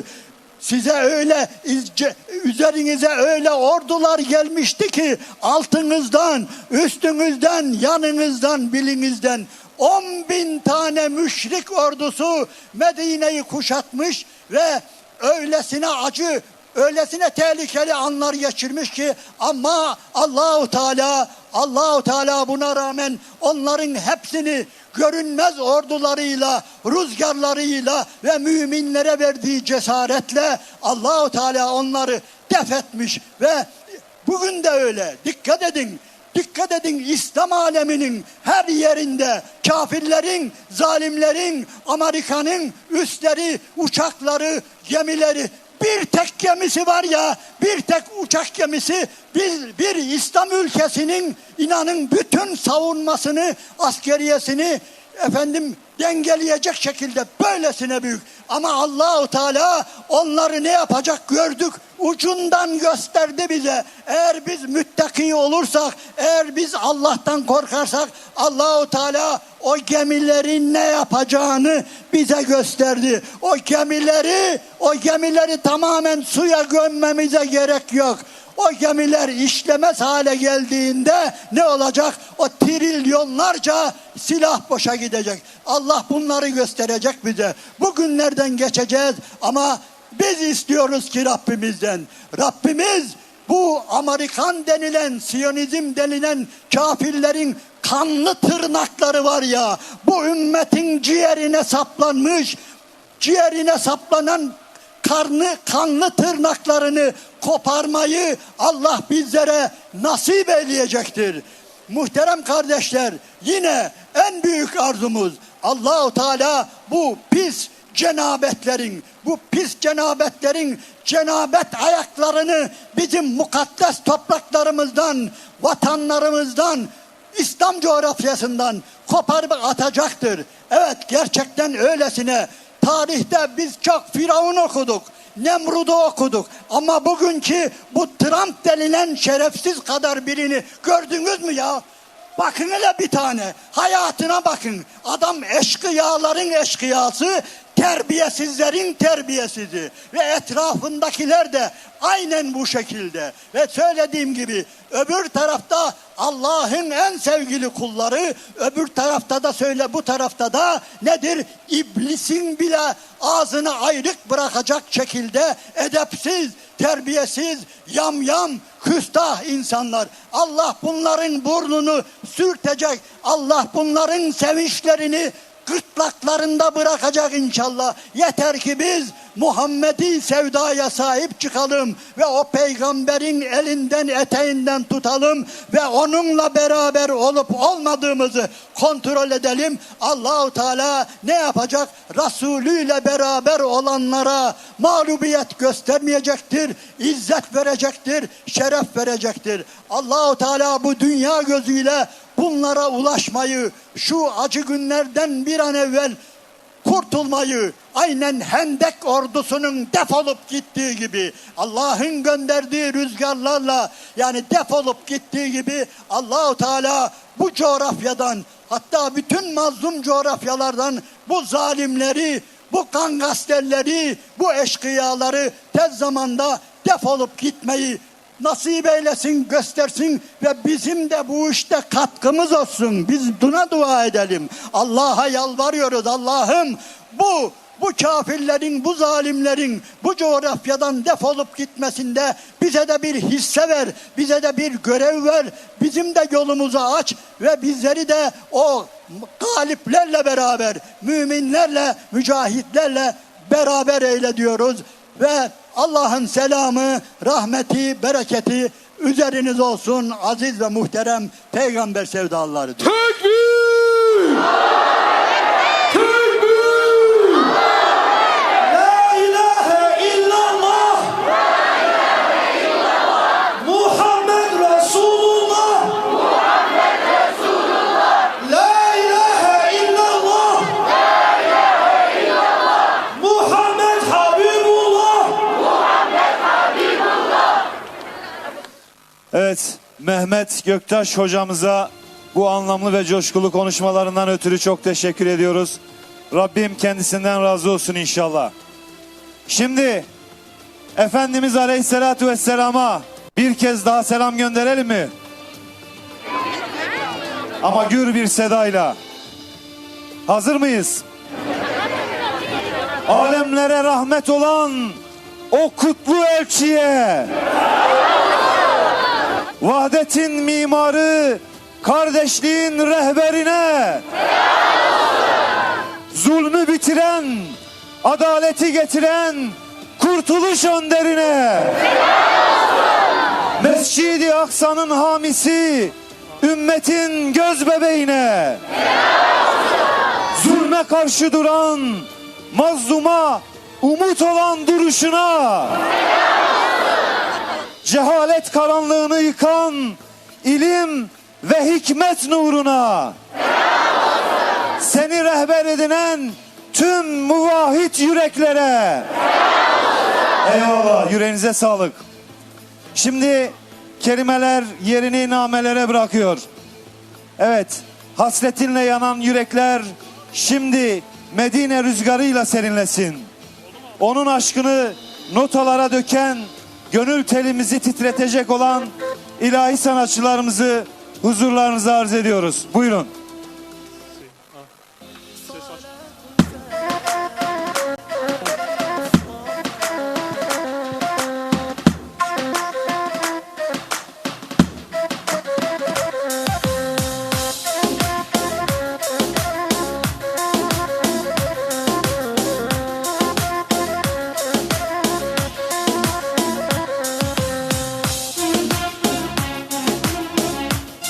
مرحبا مرحبا يا محمد مصطفى بخير هاتي السرچوا يا محمد مصطفى بونو مولوداته مرحبا مرحبا جمرا خلاته مرحبا مرحبا حاضر نمل باته مرحبا مرحبا بخير هاتي سرچوا يا محمد مصطفى خير هاتي سرچوا يا محمد مصطفى مرحبا مرحبا جان جان مرحبا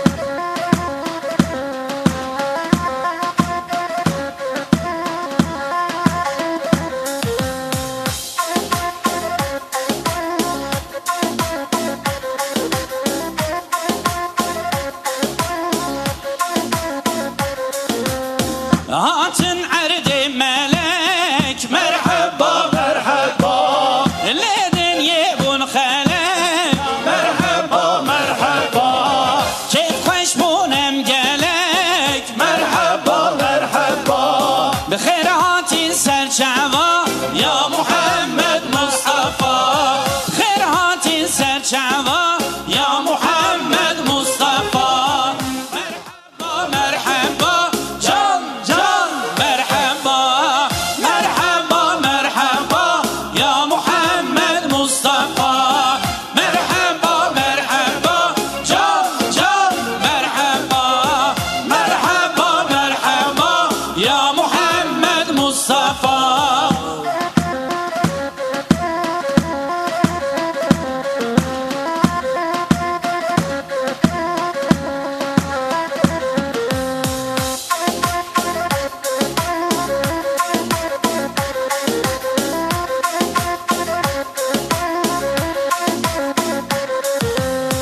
بيت رحمة باري مرحبا مرحبا لهرجي وآلي مرحبا مرحبا هات خملة بهاري مرحبا مرحبا بخير هاتي سرشعبا يا محمد مصطفى. بخير هاتي سرشعبا يا محمد مصطفى. مرحبا مرحبا can can merhaba. Merhaba merhaba ya Muhammed Mustafa. Merhaba merhaba can can merhaba. Merhaba merhaba ya Muhammed Mustafa. Bixeyr hatin serçava.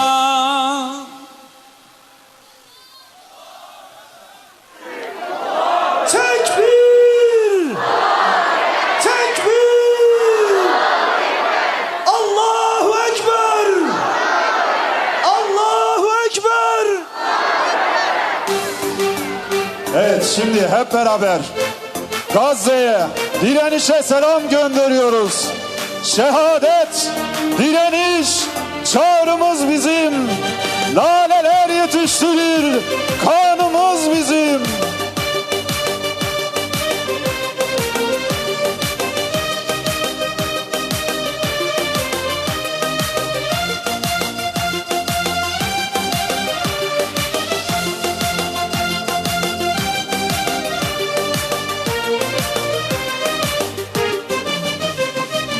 Ey Muhammed'i savaş erleri, Kur'an yolunun cengaverleri. Ey Muhammed'i savaş erleri, Kur'an yolunun cengaverleri. Yıkılsın artık put düzenleri, şehadet direniş çağrımız bizim. Şehadet direniş çağrımız bizim. Laleler yetiştirir kanımız bizim. Laleler yetiştirir kanımız bizim.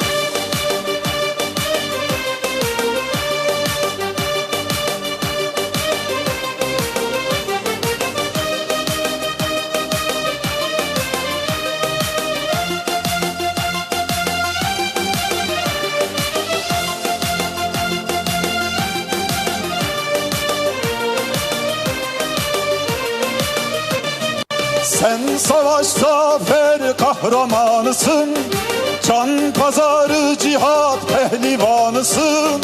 Sen savaş zafer kahramanısın, can pazarı cihat pehlivanısın. Dilinde tek bir haykırmalısın, şehadet direniş çağrımız bizim. Şehadet direniş çağrımız bizim. Laleler yetiştirir kanımız bizim. Laleler yetiştirir kanımız bizim.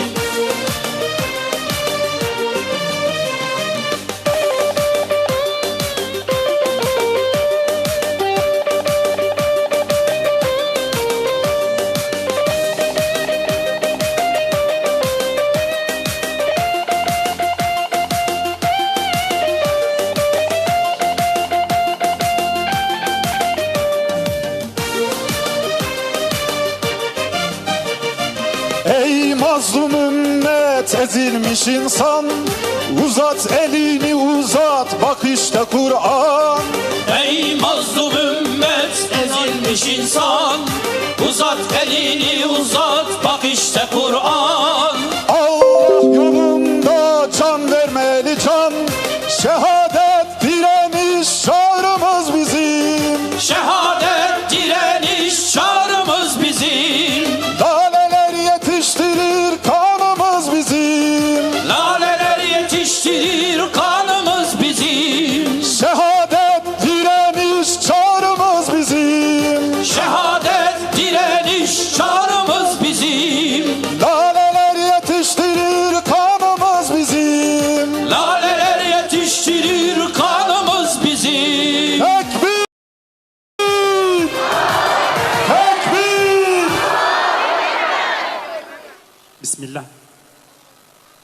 Evet değerli peygamber aşıkları, şimdi sırada bizim ezgimiz, bizim ilahimiz var.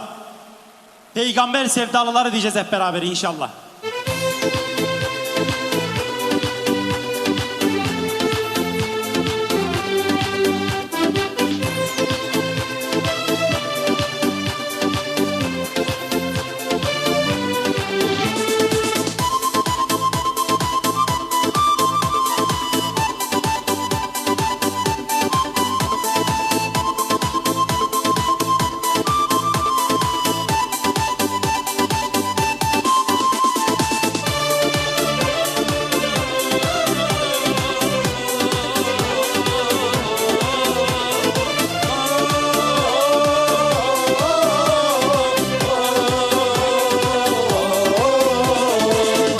Sevdadır yüreklerde, depreşiyor gönüllerde. Sevda sevda tüm dillerde, Peygamber sevdalıları. sevda sevda tüm dillerde, Peygamber sevdalıları.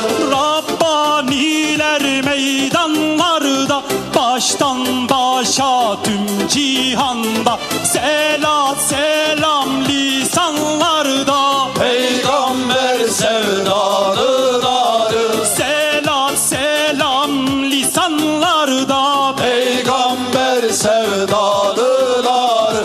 Allahu Ekber, Allahu Ekber, Allahu Ekber. Hep beraber.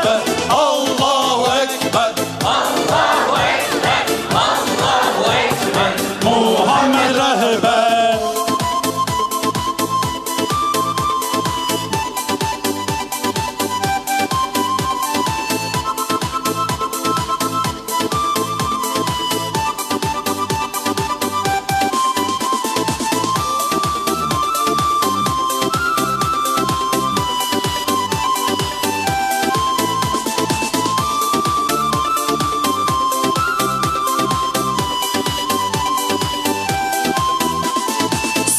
Sıddıklardır, şehitlerdir, Cemal Hüseyin saitlerdir, Selahaddin yiğitlerdir. Peygamber sevdalıları. Selahaddin yiğitlerdir. Peygamber sevdalıları. Sebilillah bağlıları, nurlandırdı meydanları, marufun çağırıcıları. Peygamber sevdalıları.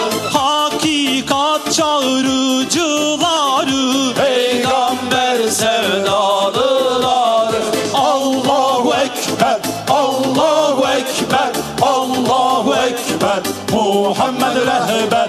Allahu Ekber, Allahu Ekber, Allahu Ekber. Muhammed rehber.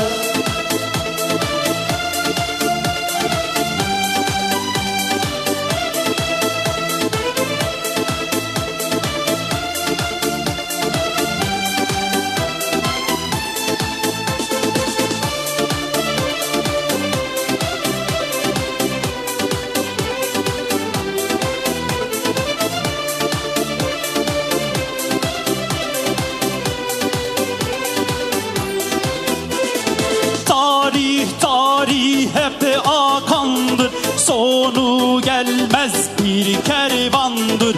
Allah için can kurbandır. Peygamber sevdalıları. Allah için can kurbandır. Peygamber sevdalıları.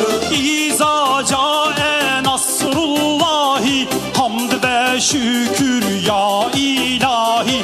Tekbir dillerde billahi. Peygamber sevdalıları. Tekbir dillerde billahi. Peygamber sevdalıları. Allahu Ekber, Allahu Ekber, Allahu Ekber. Muhammed rehber. Allahu Ekber, Allahu Ekber, Allahu Ekber. Muhammed rehber. Allah razı olsun.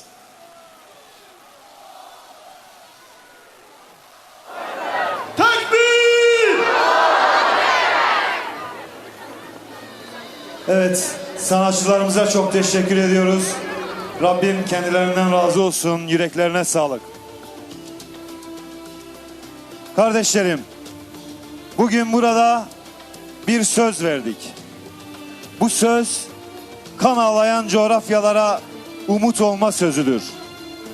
Bu söz müminler ancak kardeştir ayetine sadakat sözüdür. Birazdan buradan dağılacağız. Ama peygamber sevdasını ve vahdet bilincini sokağımıza, mahallelerimize, evlerimize taşıyacağız. Şimdi semaya açılan ellerin boş dönmeyeceği o an. Gözyaşlarımızı Gazze'nin yarasına merhem eyleyecek o büyük dua vaktidir. Hepimiz adına dua ve niyazda bulunmaları üzere Mehmet Nizamettin Yalçın hocamızı huzurlarınıza arz ediyorum. Buyurun hocam. Tekbir!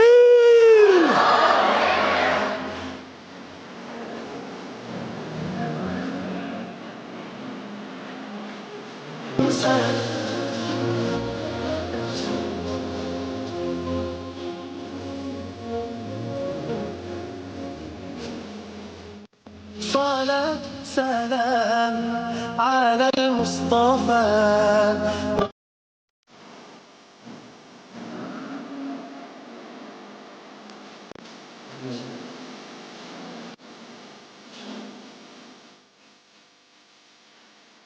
Esselamun Aleyküm ve Rahmetullahi ve Berekatuhu. Ey Allah'ın seçkin kulları! Allah'ın rahmeti, bereketi üzerinize olsun. Sizler uzak ve yakından buraya teşrif edip Allah Resulü'nün sevgisiyle buraya geldiniz. İnşallah Teala kıyamet gününde de aynı bu şekilde Resulullah'ın etrafında kenetleneceğiz. Ya Resulallah, biz seni sevdik. Sevgimiz devam etti. Senin için çileler çektik. Ama usanmadık, bıkmadık diyeceğiz. Bismillahirrahmanirrahim. Çok değerli kardeşlerim, içinizde muhakkak duaları çok makbul olan kardeşlerimiz var. Canı gönülden yapacağımız duaya amin demenizi istirham ediyorum. فَلِلَّهِ الْحَمْدُ رَبِّ السَّمَاوَاتِ وَرَبِّ الْأَرْضِ رَبِّ الْعَالَمِينَ وَلَهُ الْكِبْرِيَاءُ فِي السَّمَاوَاتِ وَالْأَرْضِ وَهُوَ الْعَزِيزُ الْحَكِيمُ.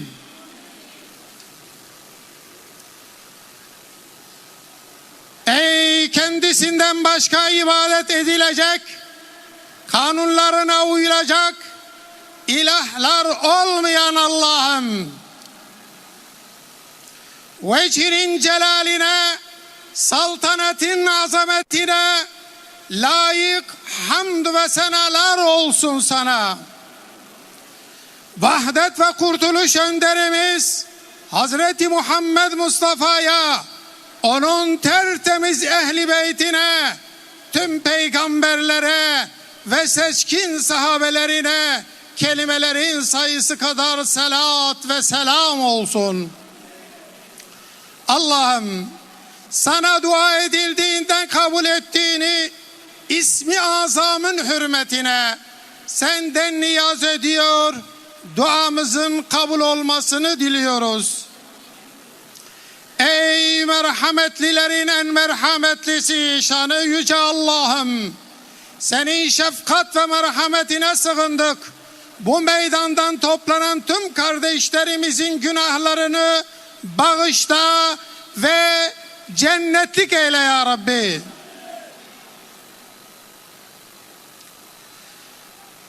Allah'ım, ümmeti Muhammed'e merhamet eyle. Ümmeti Muhammed'i aziz eyle. Allah'ım, bizlere birlik ve beraberlik nasip eyle. Ey ümmeti Muhammed'i feraha kavuştur ya Rab. Allah'ım, birliğimize ve dirliğimize engel olan günahlarımızı bağışla. Allah'ım, bizlere yeniden izzet elbisesini giydir ya Rabbi. Ya Rabbi sen bizleri kardeş kıldın. İnnemel mu'minûne ihvetun dedin. Müminler kardeştir. Kardeşler gibi yaşamayı bizlere nasip eyle ya Rab. Allah'ım bütün Müslüman kardeşlerimizi sevmeyi bizlere nasip eyle. Allahümme la tec'al fi kulubina gillen lillezine amenu. Ya Rabbi kardeşlerimize karşı kalbimizde kin ve nefret bırakma ya Rab. Allah'ım aramızdaki ayrılığı ve tefrikayı gider. Bizleri ayrılık ve tefrika fitnesine odun taşıyanlardan eyleme ya Rab. Ya Rab bizleri dilleriyle fitne ateşine düşenlerden eyleme ya Rab. Allah'ım anlaşmazlığa düşüp birbirleriyle çekişen kimselerden değil, birbirlerine güç ve kuvvet veren kardeşler eyle. Bizleri Allah'a ve Resulüne itaat eden, zorluklara sabredenlerden eyle ya Rab. Ya Rabbi bizleri